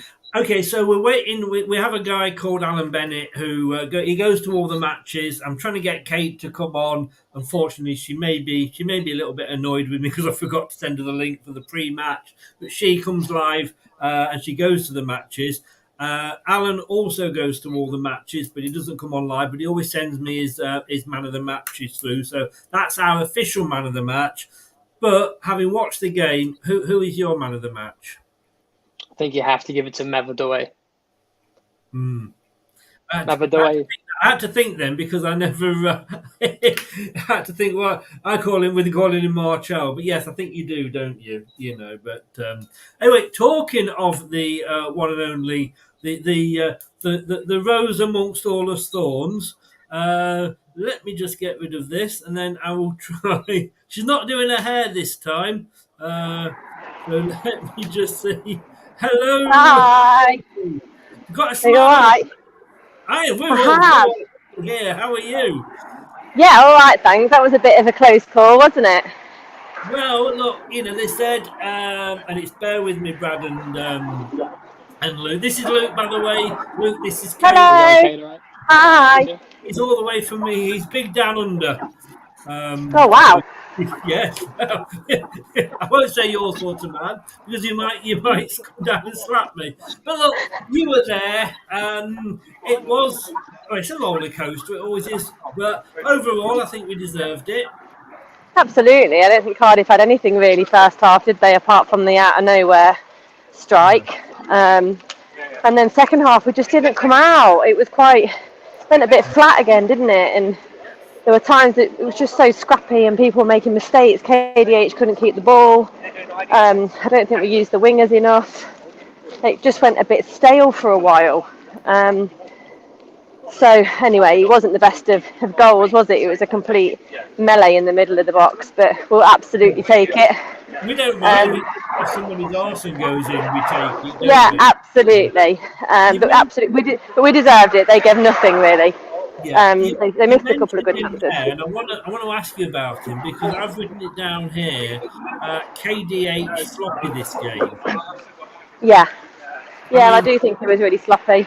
Yeah, I mean, whether you could blame him for their goal because he lost the ball, but it was quite a few moves until it actually ended up. So might be stretching to actually blame him for that, but look, I mean, he's had better games, hasn't he? Yeah, absolutely. He was just really sloppy. He wasn't at the races. Yeah, it was a simple winding down to half-time ball in the middle of the park, and he just lost concentration. I think concentration was a bit of a problem today for him. Yes. But we've seen that before last year a bit, didn't we? So it's obviously just something that he needs to work on. Sorry, I'm so... Do you think... Oh, I'm really out of breath. It's bloody baking. Get down the gym, says me. I look about 7 months pregnant. I don't want to talk. I was a bit worried at one point because I thought, oh, here we go, Brentford at home under Brentford again. They made 5 changes and looked a lot fresher. And at that point, we'd only made the 2 with Albrighton and Vardy. And obviously he went on and brought, Cassidy on. And it was like, wow. Yeah. But at that point, were the crowd getting a bit restless? Yeah, it just went a bit quiet. I think they were getting a bit restless. I thought about 55, 56 minutes. I think I even commented, no, I'm all right. I don't think we need to change it yet. And then 10 or so minutes later, we had a real bad period, 55 to 70. And it just needed some spark. It needed a bit of energy. I thought Doyle as left back, I'm not massively sure it works, to be honest. We want JJ's energy to run down the wing. Doyle got caught a couple of times because the pace is on par with Vestergaard. He's not a left back, I get that, I absolutely get that. But if you're playing him in that position, you've got to know when to change it and when to bring energy into the field, because that guy had him on toast a few times, to be honest. Yeah. So, yeah, it was a bit in need of a change, and I was a bit frustrated for Vardy because Vardy came on all guns blazing, and then they put another defender on 2 minutes later. Yes, yeah. So it's going to be difficult for him this year. He did what I think we want Vardy to do, which is to create havoc. All right, Yeah. It was. I mean, Ewan Roberts on Fox's Hall turned round to Matt Elliott and off microphone and said, "Was that a penalty?" Elliott said, "Like, I've no idea. There's too much going on." Yeah. Cassidy didn't wait, but. Well, we thought Harry Winks got flattened in the process. Yeah. I don't know if he did. tweet, guys, it's because Kate's come down to Paul to kill me, and she knows we have opposite thoughts about Vestergaard. In that second half, he was playing a lot on the left, but again, and I'm going to say it because I have spent so much of my time having a go at him. I thought he had a damn good game. I thought he did all right. You know, he did all right. Say Vestergaard had quite a good game. Go on, I'll let you say quite a good game. Yeah, he had quite a good game. He didn't have to utilise his array of skills, shall we say. It was quite simple for him at the back today, in that regard. For one defensive header and completely missed it. That worried me. And I think we had a corner really early on. Sorry, 1 second. I just need to get my keys. We had a corner really early on, and he was sort of back. He was directly behind one of their defenders, and he was a good 6 inches taller, and he still didn't win the header. I'm like, that's scientifically not possible. But yeah, he did all right. You said he did all right. I mean, that's good enough for me. That's good enough for clip it, Chris. Get it clipped. Get it. 3 minutes 15. 3 hours and 15 minutes. You're at your car. You're obviously nearly home. So, well, not home, but nearly at the car. I just want to ask you your thoughts on Hermansson, because we have somebody that comes in, Boris, and he's not a fan of him. He said he's not a shot stopper. Everson would have got that goal. You know, the Cardiff one, which I don't think anybody would have got that, to be honest with you. Thoughts on Hermansson today? Yeah, I thought he did okay. Should he have saved the goal then, do you think? Well, I don't think that anybody would have saved that. Schmeichel, I don't think would have got to that. But I saw it. I pretty much saw it in where I was sat, and I think it's very difficult to save that. Absolutely. But I thought he did quite well. I think he picked up really quickly that Doyle was struggling with pace, and he came out to clear a few times for him. I think he ran outside of his area at one point to clear for him. I think he did all right. I didn't think he had a lot to do. Yes, no, I think he did. I think he had a good game. Finally, and I'll let you go and have a great weekend. How's the hair? Fine, thank you. What do you mean, how's the hair? You should be able to see how beautiful it is. No, well, the other day, of course, we got you doing the big, all the big TV. Oh, yeah, it's because I need to put my hair up, but I don't need to do that today. I'm all right today. I've washed it. I've treated you all. Have a safe journey home. Thank you. Thank you. And I apologise for not saying the thing before. No worries. All right, see you soon. Take care. Bye-bye. Bye. Bye-bye. Sorry, guys. It's just that I do know that... I say once she's at a car, then she's literally on her way home, so we don't have her for long. Luke, your thoughts on Hermansson? I was glad he was back, and I thought he had a decent game. I don't think anybody would have got to that one. No, I don't think anyone would have got to that. Yeah, maybe he could be a bit taller, but no, he made a decent save later in the game, and his ball distribution is amazing. Something we haven't seen I've never seen in my time watching Leicester, but I think he's brilliant, and we look a lot more composed playing from the back when he's in instead of Solacek, who is a decent number 2, but it's clear to Enzo's system and how he wants to play. Mads Hermansson's your man. Yeah, no, I agree. And Brad, part of the goalkeepers union, I think you're convinced on him anyway. And I think look, moving forward, it's going to be Hermansson and Stolchak, who will then take his time to come through and develop as a good number 2. Yeah, it definitely seems that way in regards to the number 2 system. And look, you get 2 different types of goalkeepers, and for every strength he has, he'll have a weakness that is a strength of Iverson's or Ward's, and that's just goalkeepers. It's just natural for them to have variable strengths and weaknesses. But in the modern day era of football, the way managers and coaches want their goalkeepers to play, and almost now the way they need to be able to play with their feet and be alert and quick off their line and being able to have good ball control and a keen eye for a pass at the edge of their own boxes these days. I think Hermansson's a brilliant goalkeeper for that. He ticks all the right boxes for what you're going to need, not just in the Championship, but potentially if we do have a great season and get promoted back to the Premier League, what you're going to need in the Premier League. You're seeing it. It's that part of the transition era of football, isn't it? The way they're using goalkeepers. So yeah, for me, Goalkeepers Union, he gets a seat at the table. So yeah. Luke, I need you to help me out with this one because I was writing something down and I saw that they'd had a player sent off, and I was kind of like, when I only saw it on the replay, what did he knee him or something? It was off the ball, wasn't it? Yeah, it was a little dirty. It almost looked like he nearly stood on him as well. I'll have to go back and watch it, but he knew he was going off as well. Well, he'd already been booked, hadn't he? You know. Yeah, he'd already been booked. I'm really not sure what happened there at all. But I mean, it was just the icing on the cake, wasn't it? You know. But Brad, I'm going to come back to this because I'm going to hand this one over to you. Boris says here, if the main priority of a goalie is distribution, then why is Winks not in goal? Boris, learn how goalkeepers work, mate. I'm all for an opinion, but I'm fed up with you just arguing back for the sake of it. I don't understand. So do we put Yannick Vestergaard in goal because you think I'm on about the best passer? No, I'm on about somebody who can race out of goal, break up an attack, and quickly, eagerly get a ball into it. I'm going to put Harry Winks in goal. Of course, I'm not going to want Harry Winks in goal. He's not a goalkeeper. I want somebody who's got an all-round attribute, who can save the ball, can be alert to his defence, command his box, and get the job done. Don't be daft with silly things like that. Obviously, the only attribute of a goalkeeper isn't his distribution. Next comment, Chris. Hey, I've shut it down. I just knew I'd just hand that one to you, Brad, and you deal with that one. Look, let's look at Cardiff briefly, because in fairness, I think it's very disrespectful that, I mean, we are being made favourites to go back up.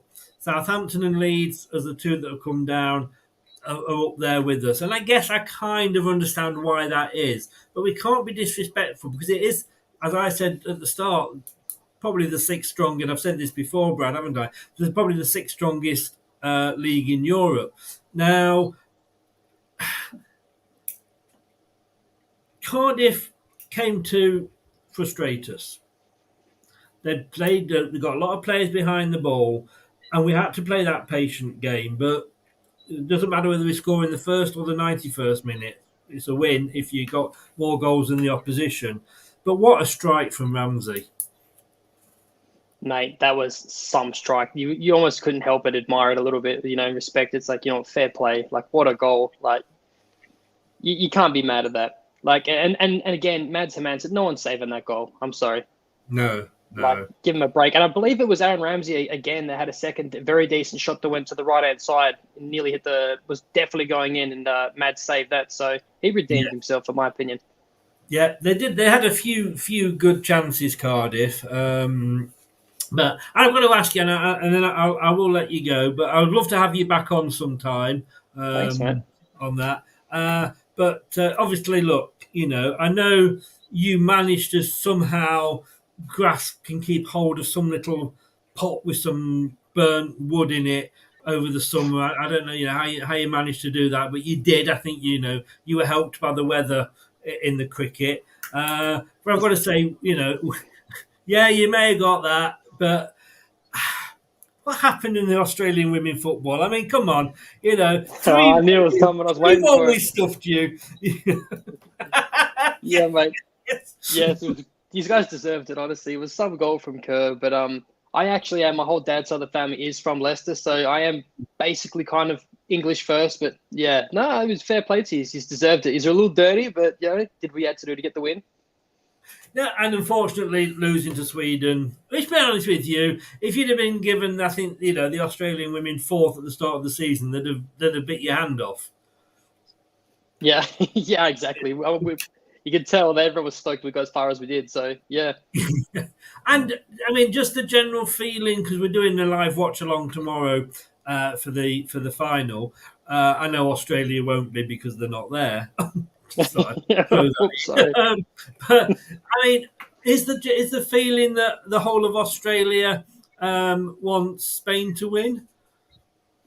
No, not for me. Probably for everyone else. But yes, no. My dad and grandparents are all English, so I'm not really that fussed by it. And I'm a Leicester fan first, so that's all I care about at the end of the day.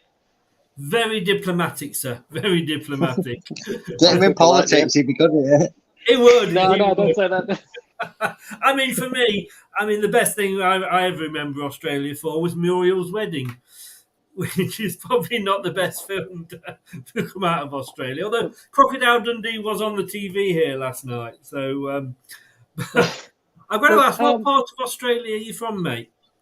I'm in Perth, Western Australia. And bloody hell! Why? I was going to say he's got a little bit of a Ricky Ponting to his accent there. He sounded like he was from that sort of side of the Australian woods, the outback. We haven't got that real thick Queensland, hey, go on, mate. Yeah, sort of. Ugh, I hate that accent. Yeah. Out there, you're like a barnacle on the side of the ship. I mean, everything else is going over on the east, and you just got Perth on its own in that corner. The only reason I'm asking is because I'm coming over to Australia next year. Yeah, but yeah. I'm going to the Gold Coast, just that south of Brisbane, which is like saying you're going to Italy and just somebody in England want to pop over and meet you. Otherwise, I would have done. But seeing as you're on the backside end of Australia, I can't do. But look, it'd be great to have you back on sometime, mate. Thank you so very, very much for coming on, and our lucky charm. Thank you, mate. I appreciate that. And look, let me just quickly say this one thing to you before I let you go. Would you guys have rather stayed up, right, and potentially been like another Everton and really squeezed every last drop out of our squad and then got relegated after a season or two and not done this rebuild properly? I'm actually feeling like this could be a blessing in disguise, to be honest with you, especially if this works out, Enzo. I'll go first if you because I've been very vocal on this. This, to me, reminds me very much of when we went down to League One, is that we'd hung about at the bottom of the Championship for quite a few seasons, and the fact that we went down to League One, we changed the manager, Pearson came in, and basically got rid of all the deadwood, and it was almost like, say, a reset, if you like. And I don't think what we've enjoyed for the last 9-10 seasons we would have done had we not got relegated that season. And I think if we stayed up this season, we might have been tempted to... We might have still got Enzo, I don't know. But we might have been tempted to keep sort of some of those players that we've released, which means we've been keeping average players on very high wages simply because of we needed sort of those sort of players in. And I'm... like you, I'm very much thinking it's a blessing in disguise. And whether we come straight back up or not, I'm not too fussed about, because I'd sooner, rather than come straight back up and then struggle like Norwich or Watford, I'd sooner stay down another season and then come back up stronger if that's what's meant to be. But for me, no, I think it could very well be a blessing in disguise. And I think we were able to get rid of a lot of the deadwood because of that. And it is like another big reset. Brad, yourself? Yeah, if you said to me, over this 10-year span and period, because obviously even though we've had a fantastic start, we don't know how this season's going to end up for Leicester. If you said to me, Brad, you can either have 5 very good seasons where maybe there's the odd European journey in there, but then you have 5 seasons where you're 17th, 16th, 17th, 16th for the 5 seasons. Again, like you, Chris, reminds me of that Championship period where we were the team that was stinking out that division through that period under Rob Kelly and Craig Levein. Or you said to me, look, you're going to have 9 fantastic seasons. Exactly the blueprint we've had where we've won the league, we've won the FA Cup, we've been on European adventures. And you're going to have 1 painful season, but you're going to get a straight, automatic, brilliant rebuild. I'm snapping your hand off for option 2 there, because I would rather, and you know what, in maybe a few seasons' time, it'll be Everton fans saying this, that, I'd rather the trap they'll fall from underneath your feet and just dive through it almost than try and, hold it together with blue tack. And I'd rather have a season like this than 5 seasons of going, oh, for God's sake, here we go again. 4 wins is going to be what we get, or something, something ridiculous like that, and really have painful seasons. Get it out of the way, get the rebuild started, and then the good times can come straight back. And I'd take that every day of the season over a mismatch. We're all in agreement. What better way to end it, other than saying I just did have to check where Adelaide was in Australia, to be honest with you. But I'm just looking on Australia map. Why does Perth exist? Luke, I mean, it's just perfect, nothing else. Yeah, it is. It's not like I think it's like, say, Greece being close to Ireland. It's the other side of the bloody country. I'm starting to think that Perth just exists to give the Aussies the advantage in the tests when it's down under for the Ashes, because they always destroy us at Perth. So that might be the only reason it still exists. Luke, I'm going to add your link into the description below on YouTube when we come off. Thank you very much. It's been great to have you on. Great to celebrate the win with you. Record breakers, as I have said there. And we'll get you back on ASAP if we can with you. Thanks, Matt. I really appreciate that. Love both your content. Thank you heaps, and thank you everyone that liked and subscribed to me. Brilliant. Cheers. Will do. Take care. Bye-bye. See you, mate. Cheers. Bye-bye. Yeah. Oh, thanks to Luke there. Great man. Great. Nice man. You know what, Chris?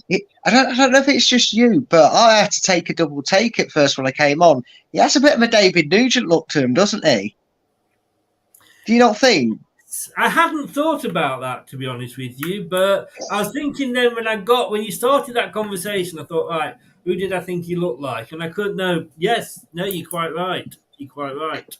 Maybe it is just David Nugent, and he's very, very good at. He's just living in Australia now. But look, what a great weekend! All we need now to do is to win the World Cup, surely. Yeah, win the World Cup. Leicester undefeated, 100% record. I mean, Scott summed it up perfectly there. Could be worse, I suppose. 3 points is all that matters, he said, right there. And you know, I'll never get tired of making the point. I would rather Leicester be. You never get tired of making the 3 points. No, never, ever.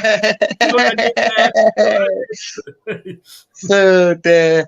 But yeah, you know, and the thing is, I've said it once, I'll say it a million times, and I'll say it all season. What happens? Good teams win when the going's good. Great teams find a way to win, no matter how it's going. And you know what? Tippy tappy, thrilling, fast-paced football. 3 points is 3 points. I don't care how we get it, whether it's a 91st minute winner or we're stuffing someone 3-0. Like you always said, Chris, the outcome is still the same. Leicester will only get 3 points, no matter the margin of victory. Might help at the end of the season when it comes to goal difference, but at the end of the day, if you we're going to win 46 games, mate. We won't need it. Oh, exactly. I didn't think this was going to be up, but I'm just going to very quickly, if you've got time, just to double check, just to run through the ratings. Are you okay for 2 minutes? I've always got time for you, Chris. You know that. Yeah, I can do the ratings. I'll send you another book plug. You all right? Here we go. That was the plug I was referring to earlier, but I don't know whether anybody got it or not. I'm not going to go into any great detail because we have come on here now for 3.5 hours. But basically, Jordan Blackwell at Leicestershire Live. Have I heard? I don't think I've actually heard from Alan yet. Let me just update my thing. That's a bit. I hope he's all right. Well, maybe he's struggling for signal. Possibly. Maybe that's something you could add to Kate's duties. Get 2 comparisons, 2 people at the game, 2 comparisons, start the fight, as he used to say. Actually, that's not a bad idea. But look, sometimes here we go. Mads Hermansson, he gave him a 7. Yeah, go on. Sorry. Yeah, provided quick distribution, made himself an option to receive the ball. Pierre Ricardo, he gave him a 6. Everything was steady from the captain. Wout Faes got a 7. 7. Not sure about that. I've made a note here in the second half. KDH was sloppy, but his distribution was not brilliant. That's it. 60 minutes I've written down. Faes, too casual, too often. So I don't know about 7 for him. Vestergaard, he gave him a 6. Fair enough. Doyle, 5. Yeah, he did get caught out of position, like Kate said. Winks got 6. And Boris said earlier, his Winks playing. And I think that was a bit unfair. But he was, again, all over the pitch. He is literally, like Craig always used to say, that quarterback from, American football. You don't know where he's going to pop up. And it's almost like, because there was one point where they had broken Cardiff, They were coming down the wing towards Manson, and the guy played it across. They stopped, and he played it across to get to another Cardiff player who hadn't read his intention. And now there's nobody around, and then suddenly out of nowhere, like the flash, Winks came running in, said, "I'll have that, thank you very much." Got it, ran round and booted it upfield. So, to my mind, I think he's going to be the signing of the summer. I really do. Indeed, he got a 6. Let's have a look what else we're going down to. Dewsbury Hall 5. Yeah, I want to say it wasn't his best game. Now this one, I'm sorry. I'm seeing where you're coming from now, Brad. Marshall 6. Fuck off. No, he gets an 8 at least. It was my man of the match. He scored a goal, and it was a good goal. All right, it was outshone a little bit by Ramsey, but 6? No. I told you, nonsense he speaks. He is speaking nonsense. Inacho 6? No, 7 at least. All right, 6, 7, I guess. Mavididi 6. Now look, he's given Casadri 6, but he's given Vardy 7. So you give a goal scorer less than, and I understand because I think it was Boris that made the point here that Vardy caused chaos, and it did. The fear factor, in a second half where Leicester were patiently waiting for Cardiff to blink, they didn't seem to blink until Vardy came on. Because, like you said, Chris, Vardy came on, and within that instance,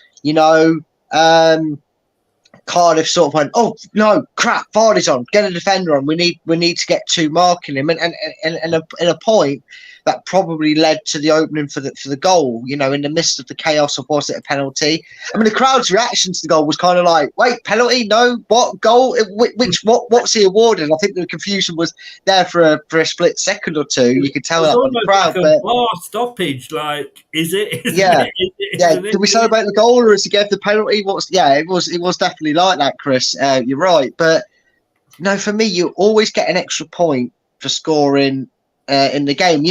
Even when we lose, Chris, say we lose like 3-1 or something, and we're giving bad ratings, you normally find that we give a 4 or 5 to the goal scorer because at least he did something right. It's his debut. I think it was his. Probably felt like his first touch. I don't know. He didn't have many touches. No, it wasn't. He wasn't on long. In fairness, I mean, he came on in the 60th minute, didn't he? Came on for Ndidi. He did have a chance to shoot, and I think the crowd were urging him to shoot, but. They didn't open up for him. But look, he got the goal. He deserves more than 6. Albrighton, like I say, he was only on for 2 minutes. Bless him. But wow, what a game! Top of the league. I may have celebrated a little bit when the second one went in. Who knows? I have my clapper here. I got my clapper out for you, Brad. You may have a butt plug, but I've got a clapper. Well, I'm not saying anything, but yeah, look, it's great to see it. And again, what we have to take on board, if we've learned nothing from these 3 games, which I'm sure as fans is this is going to be us for the season. Every team is going to be calm and compact and embracing through it. Patience is the key. We love patience. We're going to get used to it. And like I said, Chris, if we're going to win 1-0s and 2-1s all season, I'm all for it, because when you have a big target on your back and when you're the favourites, you have to win by any means necessary. You don't necessarily have to be the better team. No. Do Cardiff fans feel like they warranted enough to get a draw? Yeah, probably. There's a few out there. Did Huddersfield fans feel the same? Yeah, probably. Did Coventry fans feel the same? Yeah, probably.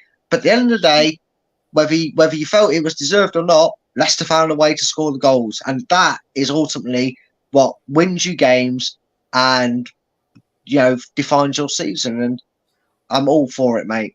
Yeah, it is. I mean, I'm going to be honest with you. Had we played like that, had we still been in the Premier League with that team playing like we did today, we would have probably lost it.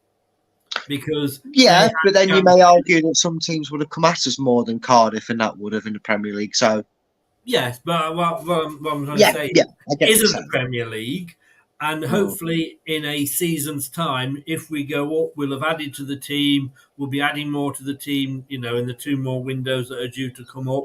So let's, we looked open at times, but. And I think I said this, didn't I, in the game against Coventry, that we're not.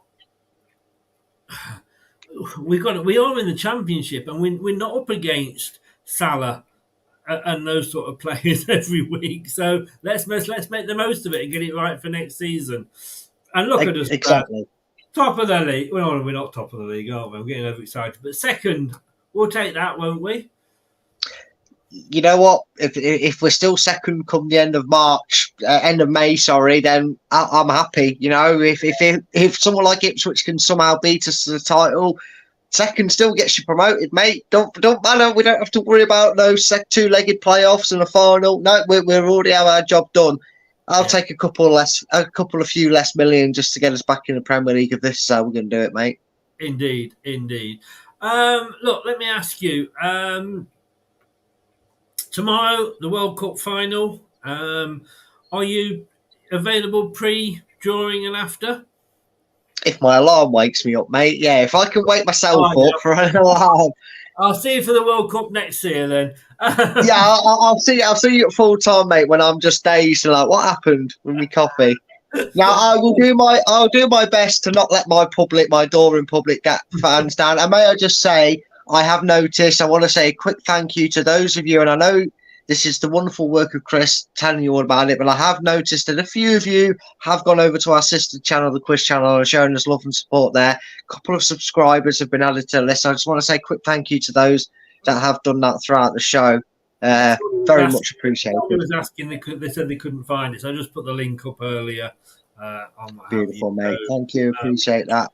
I'm sure there'll be a quiz coming up soon. LTID VT2, it is under... Well, if you search LTID TV, I think it should bring both channels up. But if you want to really search, it's LTID TV /the quiz channel. That's the best way to find it. Or just check out any of our own videos on here, and the link is always underneath. There you go. I will see you if you are awake. Do you want an early morning alarm call? I will see you tomorrow at 10:30, sir.